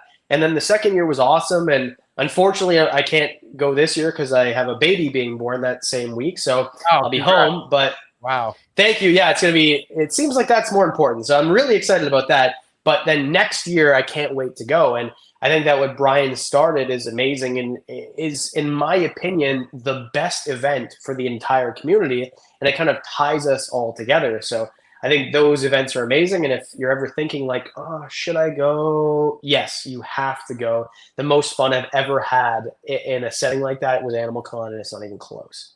Yeah, and Animal Con, Adam, the reason why I like you is because there's not a lot of YouTubers I like, unfortunately, buddy. And I'm keeping it 100% right now. Even with Barczyk, right? Like Barczyk, there was only one Barczyk. Like, think about the shit that Barczyk does. If you try to do that, you are going to look so cringe. Like, you're not going to look good. And even he battled. Like, I go back to some of Barczyk's original, like the OG Snakebite days, bro. And I'm like, holy fucking shit. If he did anything like that now, it would just be like, but it was like the Wild Wild West. Like, he was figuring shit out. And all you could see is where he started from and where the man ended. And the man was such a natural. Like when I met him, I was like, he didn't do anything to cringe me out, because all I was doing was seeing stuff that was inspiring. Mind you, this was well after the snake bite days, right? So I was already seeing him starting the Reptarium and adding things, and I was just blown away. And then meeting him, man, what a guy I miss, right? Fucking rest in peace. I miss Barczyk so much, but I'll never forget meeting someone like Barczyk, because when you meet somebody like that, not only do you feel special, but that there's not too many people, if not nobody, like that guy. Like that guy was something else, man. He really was. Yeah, and it's so like the saying, like, don't meet your heroes, right? Like whoever said that, their hero wasn't Brian Barczyk, because right. And it's like it's tough not to like get emotional talking about this dude, because this entire industry was built on him. He is the guy. If it wasn't for him, it wouldn't be like it is now. This industry would be so much further behind. It would have still happened, but it would have taken way longer. And I remember meeting the dude, like, back in the day when you couldn't buy a blue check mark, like you had a blue check on Instagram, it meant something. I remember waking up one day and I had a blue check in my inbox, and I'm like, who is this? And it was Brian. And this is the guy who I looked up to since 2014. He's the reason that I started a channel. Like, he is the guy. And he's like, hey, I like your channel, and you should come down and hang out with me. And everybody says that, dude. Everybody says that. And I'm like, okay. And then he immediately sends me his calendar. He's like, how about this date, this date, this date? So then I show up, and he's waiting for me outside with Jay. And like you meet somebody, and sometimes it's awkward, and you like give him a handshake. Like, do I give you a hug? Like, whatever. Dude, big bear hug. Jay basically swallowed, like he's a giant human being, right? Like I basically that's a big guy, bro. Jay's a big. That's a dude right there. that dude's a bear, dude. Like he's like anyway. So I meet these dudes, and then I figure the interaction would be Brian's gonna want to film some content for him, film some content for me, and that's it. So I figure I have like 2 hours, maybe 4 hours with this dude. That's it. This dude spent the day with me like we've been friends for 10 years. Didn't answer emails, didn't comment on his videos. When his employees came to talk to him and say, hey, Brian, there's this. Can you figure it out? Do you need my help? If he did, then he would go help them, or send Lori to go help them, or send Jay to go help them. When Jay had to go help somebody, hey, let me hold the camera for you. Are you sure, Brian? Like I can put it on a tripod. No, let me hold it for you. And then he's like doing like the movement. I've never met somebody like Brian. And then he inspired me. So then when I have channels who, for example, a great example, All Canadian Reptile Girl, she's a really great channel here in Canada. Her parents reached out to me a few years ago. Hey, we're coming down to your area. Do you mind doing a video with us? And she had like 600 subscribers, something like that, right? So like nothing. But I saw that she was hustling. I'm like, okay, so Brian did this for me. How can I be like this man? This is the guy. I want to be like him. So that's just one example, right? So I went and I did this video and I popped in the woods. She didn't know I was going to be there. It was a big surprise, this whole thing. Any YouTuber who is smaller, even if it's 100 subscribers, if you're working hard, I will do a collab with you. I don't care how big your following is, as long as you're working hard. And I think that the inspiration for that mindset of like, nobody is too small, I'm not above anybody else, no matter how great my channel becomes or success or whatever, is because I watched the way that that dude treated other people. So if you want a role model for how to treat people, there's nobody better than Brian. Like I can't say enough good things about this dude. Like that is the guy. He taught me a lot, man. And not only myself, like you said, like his passion, it really seemed like was like helping people pursue their fucking dreams or their goals in the reptile game. Cause it's like, he's done it all. He's done so much. And it felt like I felt like if he could feel that passion that you had, he would want to help you in any way possible. And you know, kind of when you feel like somebody like that's on your side, oh man, you kind of feel invincible, bro. And I gotta tell you, when I felt like, wow, Barczyk's, you know, from him inviting me over to his house, having dinner with him and Lori, and then going to Vegas with him and all this stuff, like I felt like, fuck, who the hell's gonna stop me now? You know what I'm saying? And all because Brian, the way Brian just, you know, and like I said, I'm not the only one. He did that with a lot of people, bro. And yeah, fuck, what a guy to not have anymore in this world. But I mean, he was here for a reason. I mean, think about the amount of people he inspired, you know, like I could only wish I could have the fraction of people I could inspire the amount of people that he did, bro, you know? Well, I can say confidently that this conversation would never happen if he didn't exist, period. Like, first of all, I never would have started a channel. Second of all, even if I did and you did, we met at his event. So the amount of people he connected, and he even said that to me before anyone was even invited. We're talking about it. So we met in March 2021. So he was talking about Animal Con then. Hey, are you available for this day and show up? And the whole idea is to bring people together and they can collab. And I want this industry to grow. And this was not about him. You even heard last year. Oh, I don't think you weren't at last year, right? The year before. The year before. I was at the year before, yeah. Yeah, so last year it was after his diagnosis, and he said, he's like, I want nothing to do with anything going behind the scenes. I'm a creator. He wore a creator badge, just like all the rest of us. And he's like, I don't want anything to do with behind the scenes. So the whole point was for him to introduce people to other people and be on panels and just be one of us. And yeah, it was like the most humble dude. And yeah, it's just crazy that what he did and what he became. And he started with nothing. And I started watching just like you did in the Snakebite days, and 1 million subscribers on a reptile channel wasn't even a thing then.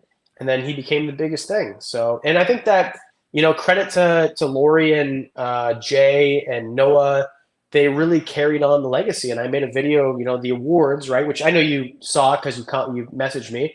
And yeah, I think that I couldn't imagine anybody carrying on their father's legacy that the way that Noah did in that family. So the entire family, I have nothing but respect for, and I'm really happy that it went the way it did.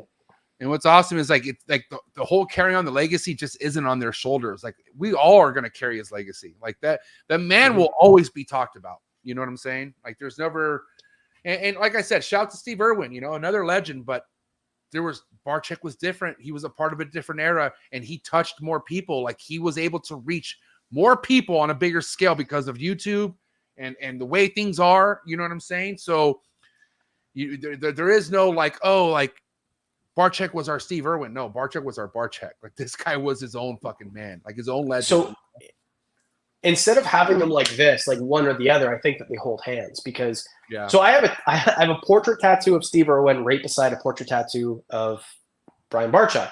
And I think that because so you and I are roughly the same age, right? Mid-30s, I imagine. I don't know. But we grew up. Sure. Yeah. Okay. We grew up watching Steve Irwin. And then we found Brian Barczyk. And Brian Barczyk is to captive reptiles, pet reptiles, what Steve Irwin was to herping and wild reptiles. And I think most of us are involved in reptiles now and found Brian Barczyk in 2014, 2016, 2018, 2020, whatever. The only reason that we cared about reptiles in the first place is because of Steve.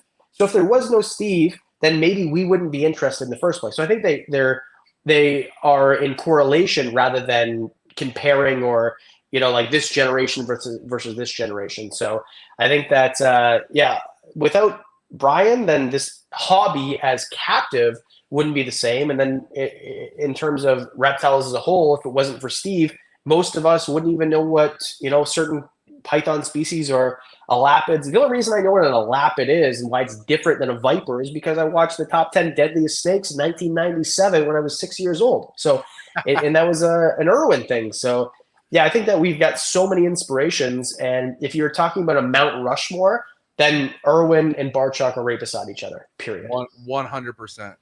And that's a good way to kind of lay that down.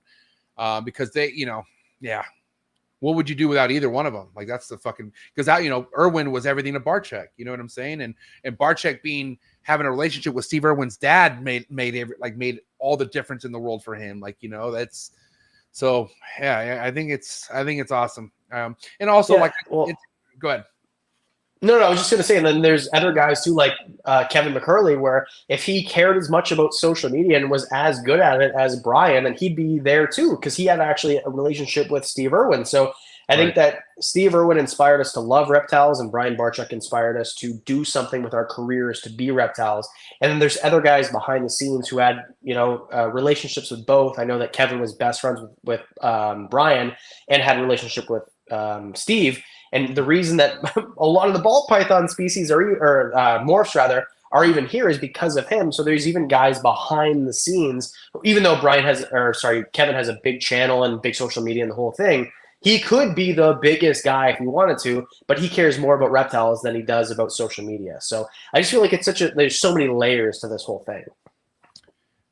No disrespect to Kevin McCurley, especially everything that he's done. And, like I said, he's a part of he's a huge legend, a part of the entire reptile world, but the man just seems salty sometimes, and it's unfortunate. And the thing with Brian Barczyk, no matter what the ball python world was doing, whatever, like he never just was salty at fucking things. And that's why I love Brian. Like he kept it where he didn't want to say something that would make you detract on your goals of what you're trying to pursue. He would keep it real, but man, he just never sounded like he was a salty ass motherfucker. And that's why I love Barczyk so much, because he was on to he was doing his own thing. Like whatever he was doing, he was happy with and he's successful. And imagine if Barczyk would have never done anything but ball pythons. There's no way in hell he would be able to go where he was going. There's no way in hell. Well, and there's so many species too. Like I remember watching the snakebite days and like 100-flower rat snakes. I just did a video incorporating them. And the only reason I know this rat snake exists, and the only person I've ever heard talk about it, is Barczyk. I went to Madagascar with my friends, and I saw a Sanzinia. And the reason that I knew what a Sanzinia was is because of Brian Barczyk, because I got to see in his videos, and then later I got to see them in his actual place. But there's so many species that I'm so hyped up about, and I see them in person. I'm like, you know what that is? That's that, because he showed me. Mandarin rat snakes is another great example, and I know what they are, and I get hyped up, and I seem like a child, like jovial, like I'm jumping off the ground because of Brian's channel. So yeah, Brian never seemed salty, and he that's another lesson that he liked to preach was no matter how successful somebody else is, it doesn't matter. It doesn't affect you. And he did a bunch of videos with Mr. Beast, who nobody's as big as on YouTube. And he had nothing but nice things to say. Yeah, Jimmy does this, Jimmy does that. This is what I learned from Jimmy. he never said a bad word about the dude, and he's the biggest guy of all the guys. So I'm sure that when you get to that level, I'm sure somebody would say something bad about him. He didn't say one bad thing about that guy. So yeah, there's that whole thing, right? You know, people see somebody driving in a Lamborghini and no one ever asks, how did you get that Lamborghini? But there are some people who will scratch it on the way by because they're jealous. Right. Brian was never that guy. Brian was always the guy that's good for you, happy for you. He treated me like I was bigger than him. He was so excited for my success, even though I was such a fraction of his, that would make me feel like I was even like higher on the mountaintop than him. So yeah, I can't say enough good things about that dude. You know, because especially Brian could be the type of person where, like, you fuck with him so much to where even if he was not as nice or a dick, you would still tolerate it because it's Barczyk, you know. But he never used that to his advantage. Like, he just didn't feel like he was Barczyk because he just treated you so fucking normal, you know. But then really you stand and look and like, oh my God, this is Brian Barczyk, you know. And to me, like I said, compared to a lot of these people who are 10, 15, 20 years in the game, I'm still wet behind the ears, but Barczyk was that guy for me, man. Like he is the reason, and I'm not same with you, right? And many others, but he is the reason behind all of my fire and passion behind the podcast, me keeping up with my vlogs, even though I feel like sometimes it's worthless, but I fucking do it anyways. I have another YouTube channel where I put out my vlogs, but still, like, he gives me so much purpose of. And like also the first time I saw Barczyk was during COVID, right when COVID happened. It was right when COVID, and it was right with the opening of the Reptile 2.0. And I'll never forget seeing him in action and the way he was moving from people to people, but his expression saying hi and like, are you having a good time? It didn't change between people. And I remember like thinking like, dude, by the time he gets to us, he's going to be burnt the fuck out. Like, he's not going to want to hang out. No, man, this guy, I'll shit you not. Towards the end, he spent so much time with us, and I'll just never forget just being like this guy's a fucking superhuman. Like, but all because he just loved. I could tell you genuinely loved the position he had in his life. You know what I mean? Well, so MJ, like last year, he was deep into cancer. Like, he had cancer for several months. Like, he was on the decline during the event, and you could tell people who knew they would never see him again were using that as leverage and doing as much as possible. And even though he had no energy and he was very sick, and he showed up every day, he was on time, he never had anything less than a smile on his face, that he never tapped out. I've never seen anything like that. And for a person who is healthy as a horse to do would be incredible. This dude he lost a third of his weight probably. He was very sick, emaciated, had no energy, and his doctors told him not to do the event, and he's still hugging everybody that wanted to come up to him. So, yeah, if you look up selfless in the dictionary, a picture of Brian Barczyk shows up. And I think that I was able to get the last interview ever with him.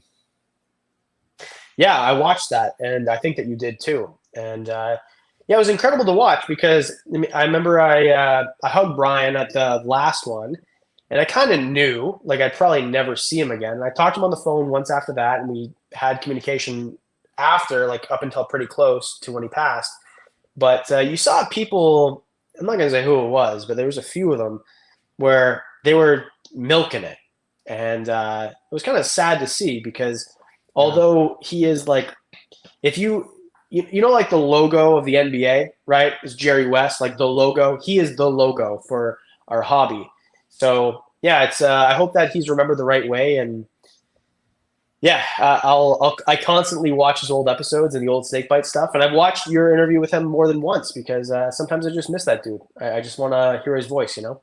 Yeah, and it's like shit. I still hear his voice because I think the last few months of me coming to realization that it's not looking good. I was just going on a crazy like fucking snake bites binge. Like I was looking at all his old videos. Like I was trying to go back as far back to the very first one because it's almost like I wanted to start a whole new series like the fucking like Sopranos or something. Like you just want to start from the very first episode. And so because of that, obviously he's in the like if I ever click on YouTube, one of his videos pop up.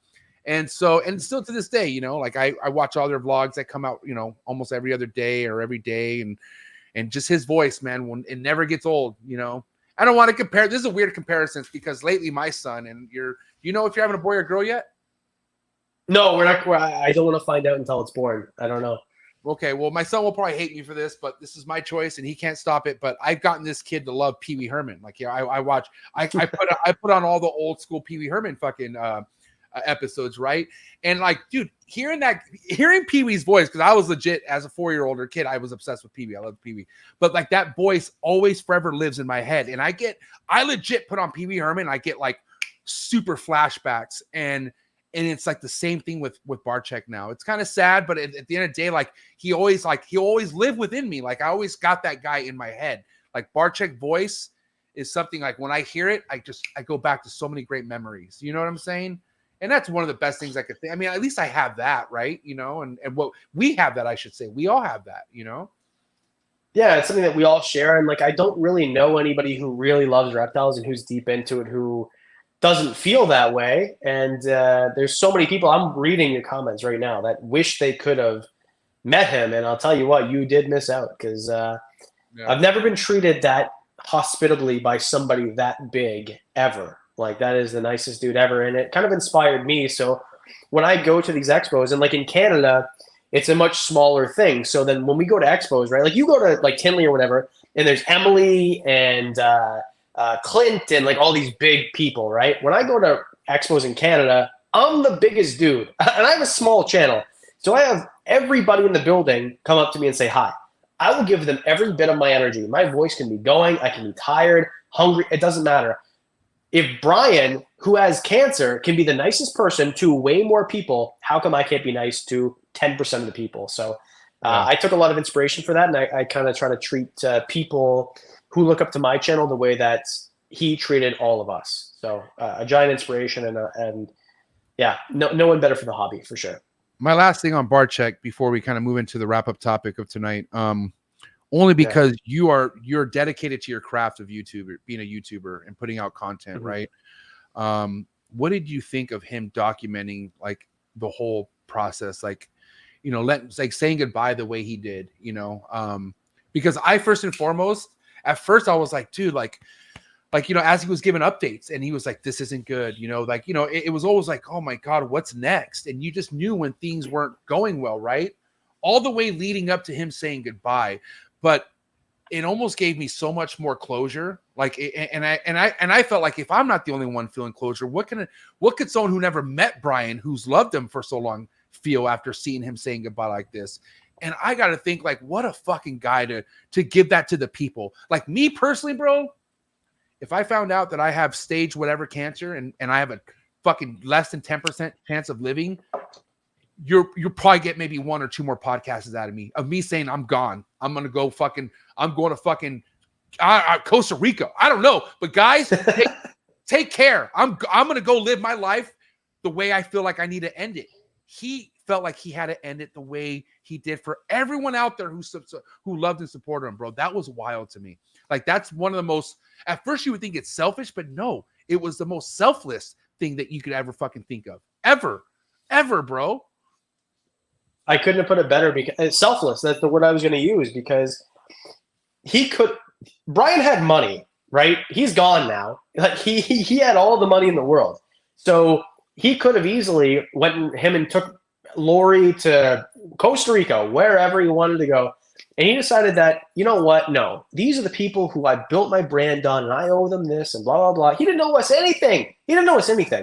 But he did that, and I think it was very selfless to take us on that journey. And sure, he made more money from the vlogs for his family and the Reptile.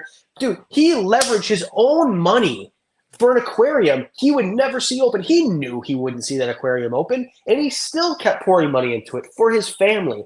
So and I believe when he said the Reptarian family and called us family, I believe he actually meant that. So I think that it was very selfless of him to do. And I agree with you. If it was me and someone said to me, hey, you've got pancreatic cancer, and I knew I had 6 or 9 months, I would be gone, dude. I would be gone. Hey, this is what's going on. I'd record 3 or 4 videos and give it to my editor, post it whenever, and that's it. Yeah, it was selfless, and I appreciate what he did. And I think that most people who have anything negative to say, oh, you know, he did it for this, blah, blah, blah, I promise you, you would not be half the man that he was. And he made a promise that he wouldn't stop vlogging, and he didn't. And yeah, there's no more. He was the man of all men. If you want to be a man, whatever that means, it's Brian Barczyk. Yep. Long live that legend. Now, I got to wrap up topic, buddy. It's been an awesome episode. Yeah. Thank you so much. This has been a great time. But yeah, wrap up topic for you is just basically because here's the thing, man. Like I know, like when I had time in my life to sit in comments, not that there was much me doing it, but I definitely, I'll never forget in the very first first years I was in this, like hearing people go back and forth and kind of like dwelling into like negativity and shit like that. Right. But I had a lot going on in my life, man. Like I was a seriously unhappy person. I'll never forget. I was trying to not sell drugs no more. And, you know, my girlfriend at the time, now wife, was like telling me, dude, you got options here. Either do this or I'm fucking gone, you know? And I was trying to keep snakes and be this breeder and everything. And I don't know, I was very unhappy and confused with my life. But then I noticed as I was becoming more happier with my life and more busy, I didn't have much time to even give a fuck of what was happening in comments and whatnot, you know? But I figured out a way to get out of that rut.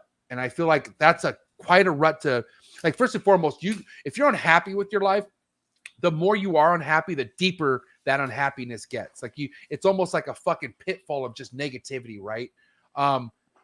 This reptile world saved me, man. Like this is why I'm able to say I'm out of that rut, is because of the fucking reptile world. I love it. All right. But for your advice for anyone out there who's in the beginning stages of coming into the reptile world, and let's just say that they hate their life, and it sucks to say, but man, they got a job they go to and it's miserable. They hate the people they work with. They probably hate the same person they drive by every fucking day to work. Who knows, right? But how does somebody get out of that rut, Adam? You know what I mean? Especially if they're in the reptile world. Let's just say that they have cool things in front of them, but then yet they got things pulling them back no matter what it is, right? How does someone break through that? Keep going.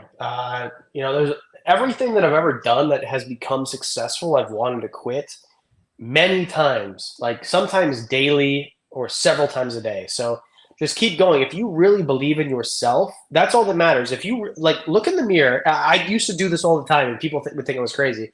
I would talk to myself in the mirror like I was somebody above myself. And I would say like, hey, do you believe in yourself? Do you really think this is going somewhere? And I did that with Wickens Reptiles. And if the answer is yes, then keep going. And even though, you know, because I almost lost my house, and then I started a YouTube channel, and I was still working in a job that I hated, and then I started working in another job that I really didn't like, and then I eventually got the opportunity to go out on my own. And it was difficult because, you know, it was 8-9 hour days. Before that, you know, I was working in the floral industry, and sometimes it'd be 18-hour days during, you know, Mother's Day and Valentine's Day, and I would still come home and edit videos. So it just, how much does it mean to you? How much do you actually want it? And who is it that you're trying to be? Because the most disrespectful thing that you can do to people that you love is be lazy, because they're counting on you. So even if you don't hold yourself accountable and you don't respect yourself that much, who do you love and who do you respect? And who is it that you're doing it for? And there's got to be somebody. So I would just say keep going, and you know, really think about what it could be if you don't stop.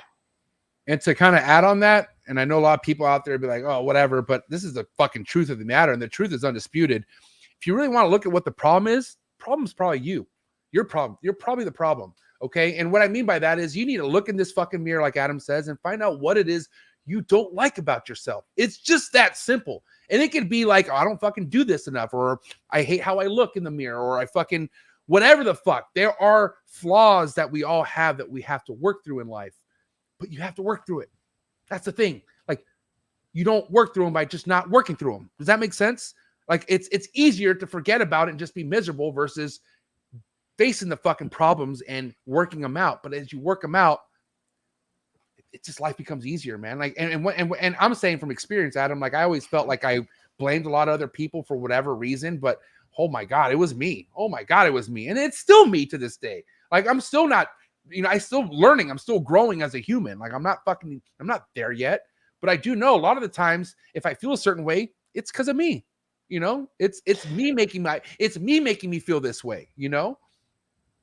Well, I think it's just accountability is what we're kind of both wrapping up here. And the thing is, as a person, you know, especially like if you're taking the responsibility of a traditional dude, like everything that's ever happened to you is your fault. So if it rains, it's your fault. If you get wet, you should have brought an umbrella. That's your fault. If your business fails, that's your fault. But also, if you live in a 6-bedroom house and you drive a nice vehicle, that's also your fault. So everything is your fault. So I think that people just deny accountability. Oh, it was somebody else's fault. Oh, I came from a bad home. Oh, I didn't grow up this way.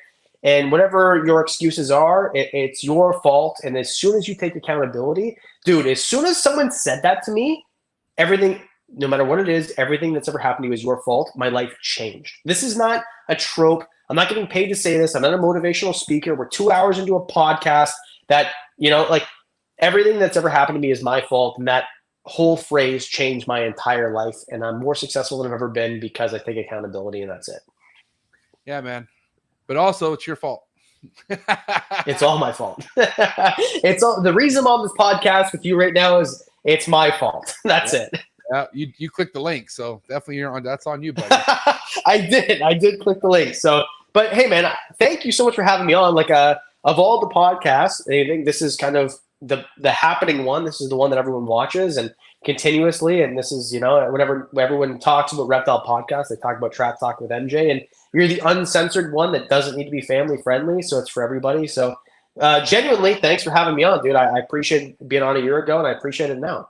Dude, honored. I got to tell you, pleasure's on my side of tonight. And I got to say, I can't wait to have you back on, because what you're doing, I could just see nothing but just longevity in it. And I know you're going to continue to just thrive. And looking forward to the next Trap Talk episode. But for people to just kind of stay on top of all your stuff, obviously your YouTube channel, what's the actual name of your YouTube channel is your brand, right? So Wicked.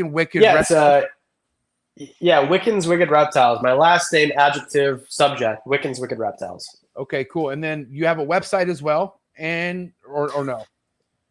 Yeah, so wickenswickedreptiles.com. And then if I can plug it, I do have a second channel called Informal History. So it's mostly about, historic things, and I kind of break down history for the layman. Tomorrow's episode, which comes out, today's Thursday. So on Saturday, it's the 5 dinosaurs that never went extinct. There's actually dinosaurs that still live to this day. And if you want to know what they are, check out Informal History on Saturday at noon. Dude, I've been kind of geeking out on history stuff lately too. Like, I mean, I can't even tell you what specifically, but this looks awesome. I'm subscribing right now. Thanks, this dude. is great. This is so cool. Thank you. Yes. Yeah. Hey, that's MJ approved, guys. So now all of you have to subscribe. I appreciate it. I'm going to geek out over this, man. Thank you so much. And guys, please go give Adam a follow. All his plugs will be in the description below. But it's a wrap. Give it up for Adam Wickens, ladies and gentlemen. Thanks, guys. Appreciate it. All right, bro. Thank you so much. Have a good night. Hey, bro. There it goes. Oh, he's waiting for that sip all night, man. Hey, you deserve it. Take care, Adam. Thank you, bro. Peace. Oh, what a great episode. Appreciate everyone who tapped in. If you enjoyed tonight's episode and this was your first time hanging out, if Adam brought you, please hit that subscribe button if you thought it was worth it. And if you hit that notification bell, you'll be reminded of every episode dropped here on this channel. Thank you so much. Don't forget, join the Patreon family if you're looking for exclusive content. If you want to get more out of what you see out of each episode, get more behind the scenes, and get invited to Trap Fest 2024. Come join the Trap Talk Patreon family. Coolest Patreon family in the world. That's a fact. Guys, thank you so much. It's a wrap for this Thursday night. On the road to 500, man. Who do you guys think I'm bringing for episode 500? I don't think any of you guys are going to see this coming. I really don't. I'm kind of scared for it. I'm not going to lie. But anyways, have a good night. I'll see you here tomorrow for, thank God it's Colubra Fridays with JMG Reptiles. And I'm out.